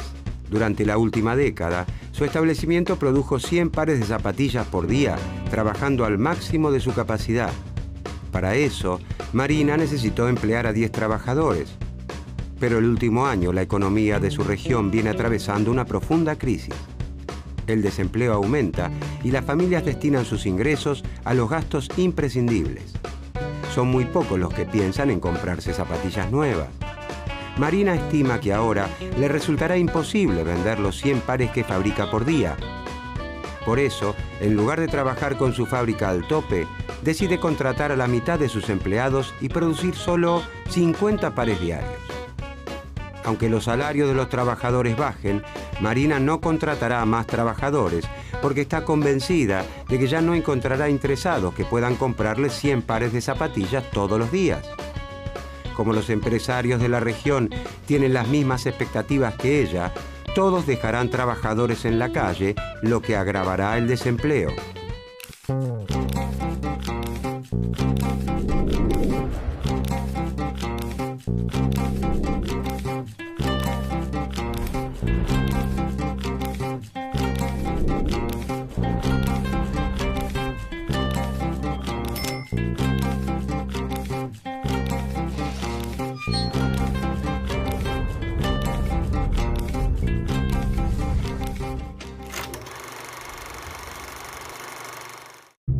Cuando finaliza la Primera Guerra Mundial, Estados Unidos se erige como la nueva gran potencia mundial, amenazando la hegemonía británica.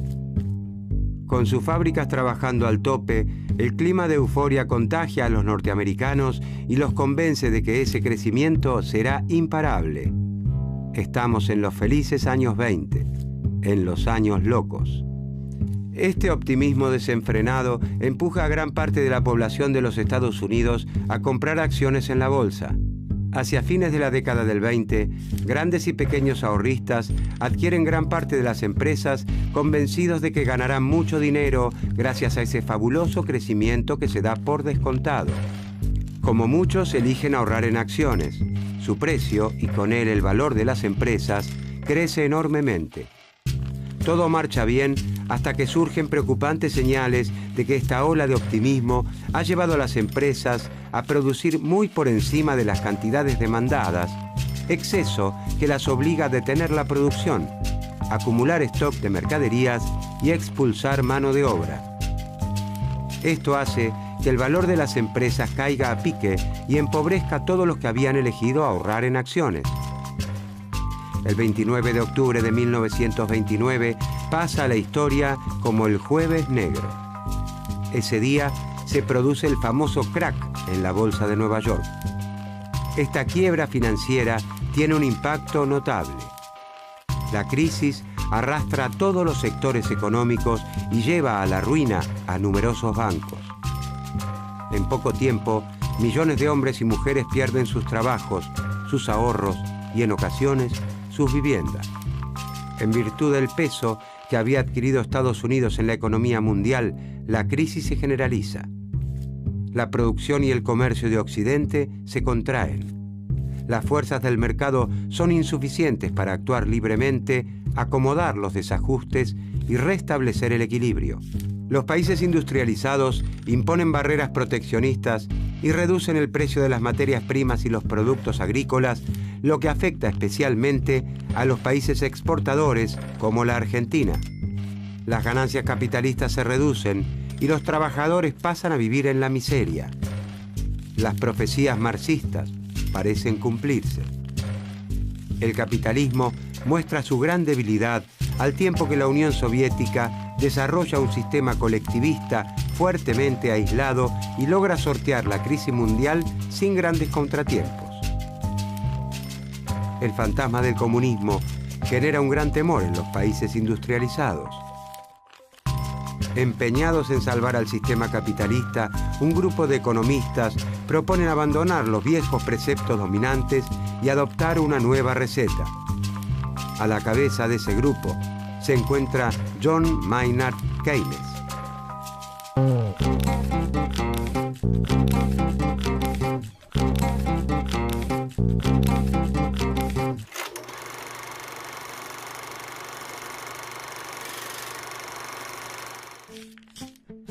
John Maynard Keynes es uno de los grandes críticos de la teoría económica clásica y marginalista. Nace en Inglaterra en 1883 y estudia en la Universidad de Cambridge. Es alumno de Alfred Marshall, principal exponente del marginalismo. Marshall lo exhorta a que abandone su interés por la filosofía y las matemáticas y lo introduce en el estudio de la economía. Como funcionario de Hacienda del Reino Unido, Keynes se ocupa en 1915 del estudio de las indemnizaciones que debe pagar la derrotada Alemania al concluir la Primera Guerra Mundial. Renuncia a su cargo porque entiende que la humillación impuesta al pueblo alemán en el Tratado de Versalles plantará la semilla de un nuevo conflicto bélico. A pesar de formarse con los grandes profesores marginalistas de su tiempo, Keynes se aleja de las ideas dominantes para explicar la recesión y el desempleo prolongado de su tiempo. En 1936 publica su obra fundamental, La teoría general de la ocupación, el interés y el dinero, donde hace una descripción completamente nueva del sistema capitalista y recomienda una fuerte intervención del Estado en los mercados para superar la crisis.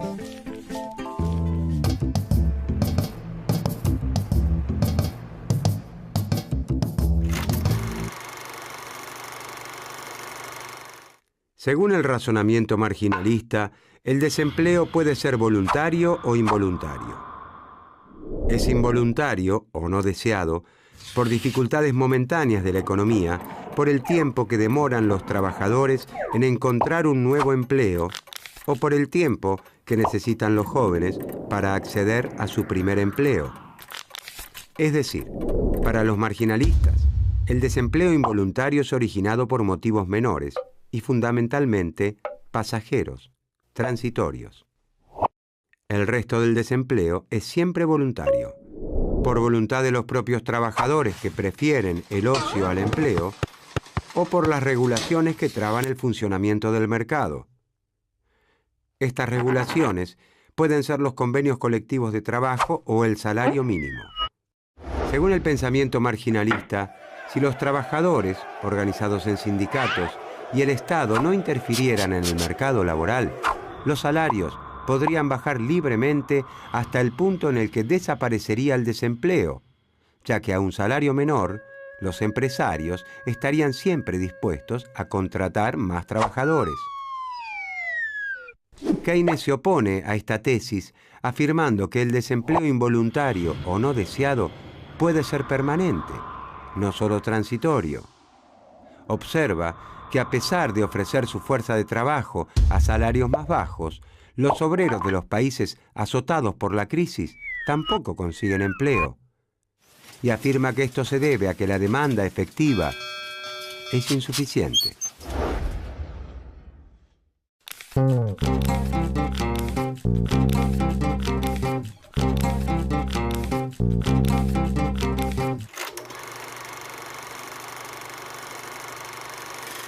Para el pensamiento marginalista, el motor que da movimiento al sistema se encuentra en la oferta de bienes de la economía, en la producción que se realiza en las fábricas.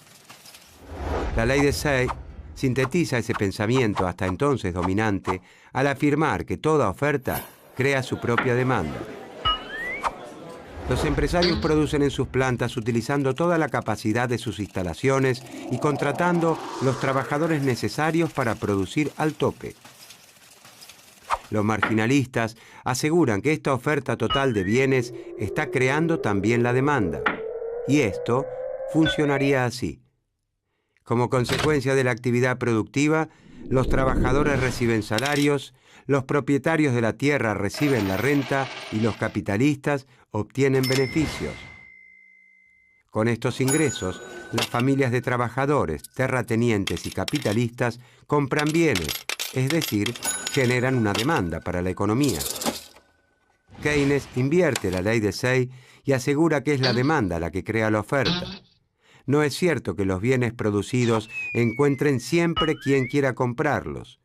Es posible que los productos no puedan venderse o que la demanda sea persistentemente insuficiente en relación con todos los productos que se ofrecen en el mercado.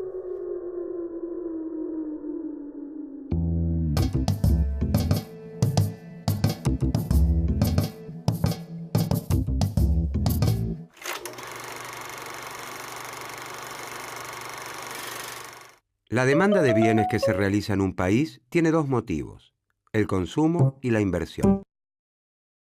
El consumo depende del ingreso de las familias, los salarios de los trabajadores, los beneficios de los empresarios y las rentas de los propietarios de la tierra. Cuanto más altos sean los ingresos de trabajadores, empresarios y propietarios, cuanto más dinero tengan en sus bolsillos, mayor será su consumo. Pero el conjunto de todas las familias no gasta todo su ingreso en consumo. Algunas están en condiciones de destinar una parte importante al ahorro. La proporción del ingreso que el total de las familias destina al consumo se llama propensión a consumir.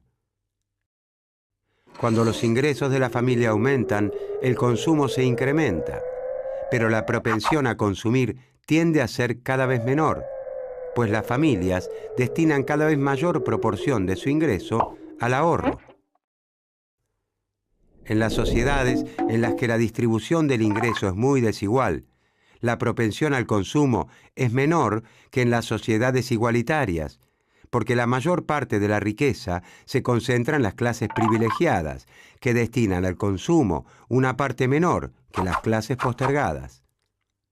Por este motivo, Keynes cree en una política de redistribución del ingreso en beneficio de las clases más postergadas. De esta manera se impulsa el consumo y, en consecuencia, la demanda efectiva, la producción y el empleo de la economía.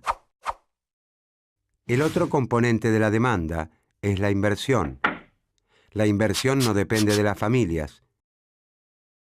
Los empresarios invierten cuando compran maquinaria e instalaciones para aumentar, mantener o mejorar la producción. Y lo hacen dependiendo de cuánto esperen ganar. Si creen que la economía irá bien y sus ventas se incrementarán, esperarán embolsarse abultadas ganancias. Por lo tanto, aumentarán su capacidad productiva demandando bienes de inversión y contratando mano de obra. Si los empresarios ven un horizonte gris, optarán por quedarse con el equipamiento existente o dedicarán pocos recursos a la adquisición de uno nuevo. Como el futuro es incierto, las expectativas de los empresarios son poco predecibles. Los niveles de actividad y empleo dependen de un factor psicológico imponderable, incontrolable e inestable. Keynes llama a estos estados de ánimo los espíritus animales de los empresarios. Si los empresarios tienen expectativas negativas sobre el futuro de la economía, la inversión será pequeña y una parte de la oferta quedará siempre sin vender. Cuando la demanda efectiva se encuentra reducida por la crisis, los empresarios producen menos de lo que podrían si operaran al tope.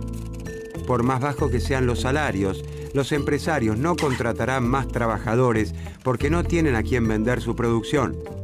Ese desempleo provoca que cada vez se consuman menos productos, lo que lleva a un círculo vicioso de estancamiento. Para Keynes, si el Estado no interviene apuntalando la demanda efectiva, el mercado, por sí solo y espontáneamente, no podrá retornar a su equilibrio y profundizará el estancamiento. Si bien el interés del empresario individual es reducir al máximo los salarios de sus trabajadores, el sistema capitalista en su conjunto necesita que los trabajadores reciban buenos salarios para que puedan consumir y generar demanda.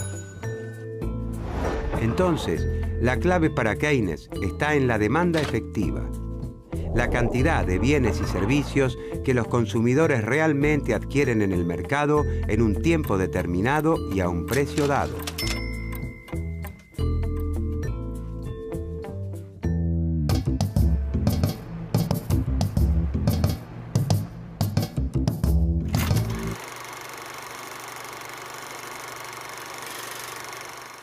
El Estado es llamado por Keynes a impulsar la demanda efectiva. Para combatir el desempleo, Keynes sostiene que el Estado debe intervenir incrementando la demanda efectiva. Si la demanda efectiva aumenta, los empresarios estarán dispuestos a aumentar la producción, a utilizar sus plantas al tope y para ello deberán contratar cada vez más trabajadores. El Estado cuenta con dos herramientas para aumentar la demanda efectiva: la política fiscal y la política monetaria.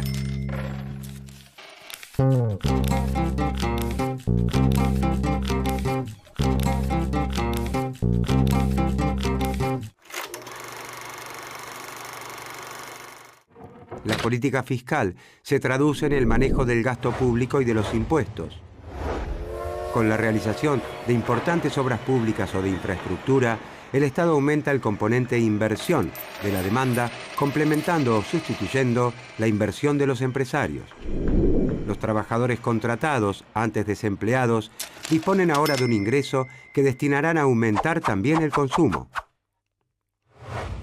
Si se construyera infraestructura destinada al transporte o a la energía, estos trabajadores estarían incluso contribuyendo a la futura inversión privada porque reducirían los costos como flete y energía.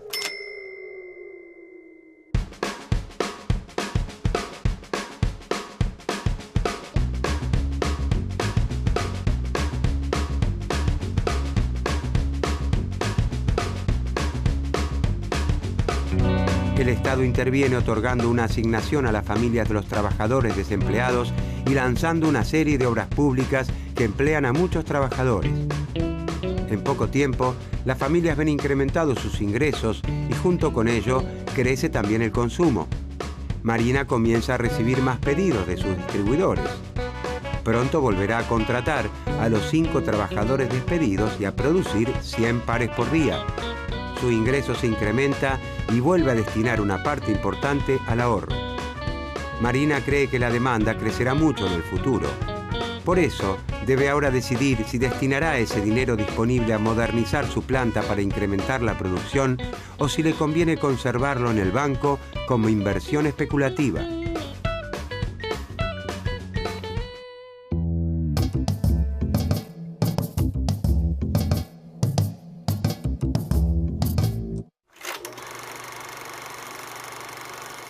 La otra herramienta de que dispone el Estado para alentar la demanda efectiva es la política monetaria.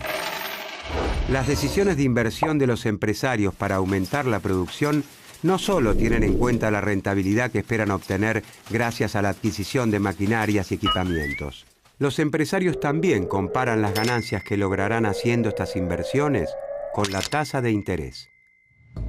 La tasa de interés les muestra la ganancia que podrían obtener utilizando el dinero disponible para invertir si lo destinaran a inversiones especulativas, como constituir un depósito a plazo fijo. Además, la tasa de interés les muestra a los empresarios el precio que deben pagar al banco para que les otorguen un préstamo destinado a equipar o modernizar su capacidad productiva. Keynes dice que la tasa de interés tiende a permanecer en un nivel demasiado elevado, compitiendo y atentando contra la inversión productiva, y que ese nivel elevado se debe a la preferencia por la liquidez, la preferencia de los inversores por disponer de todos sus ahorros en efectivo en lugar de realizar inversiones productivas. Este comportamiento, según Keynes, se fundamenta en la incertidumbre que existe en la economía. Entonces, para convencer a los inversores para que realicen plazos fijos, los bancos incrementan la tasa de interés y desalientan, por otro lado, la inversión productiva. Para alentar la reducción de la tasa de interés, incrementar la inversión productiva y con ella la demanda efectiva y el empleo, Keynes propone que el Estado instrumente una política monetaria expansiva. Mediante la emisión de billetes y monedas y su inyección en la economía, el Estado logra que la tasa de interés no sea muy elevada. Si hay mucho dinero en la economía, el precio de ese dinero, es decir, la tasa de interés, tiende a caer. Una tasa de interés baja estimulará a los empresarios a endeudarse con los bancos para invertir, lo que aumentará la demanda efectiva, la producción y el empleo.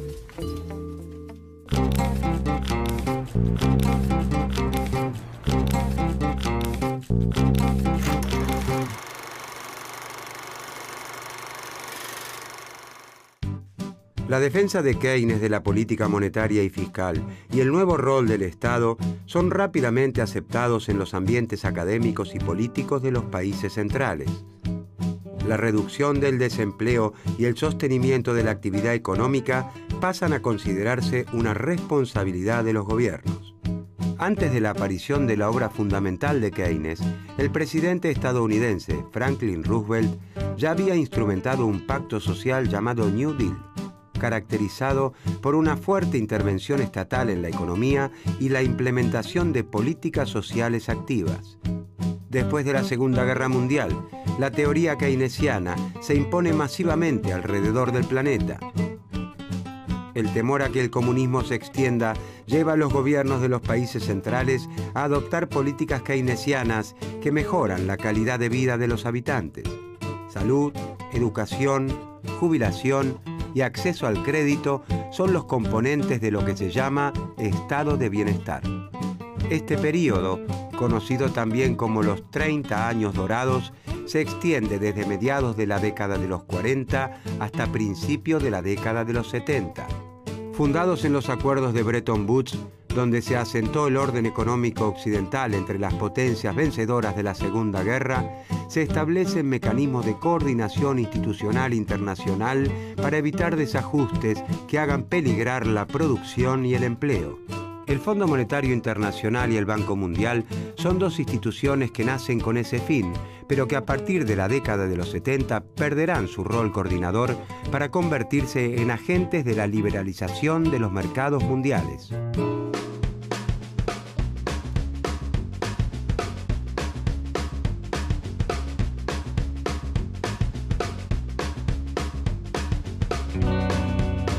Lograda una primera reactivación productiva con el incremento del gasto público, el Estado decide ahora instrumentar una política monetaria expansiva.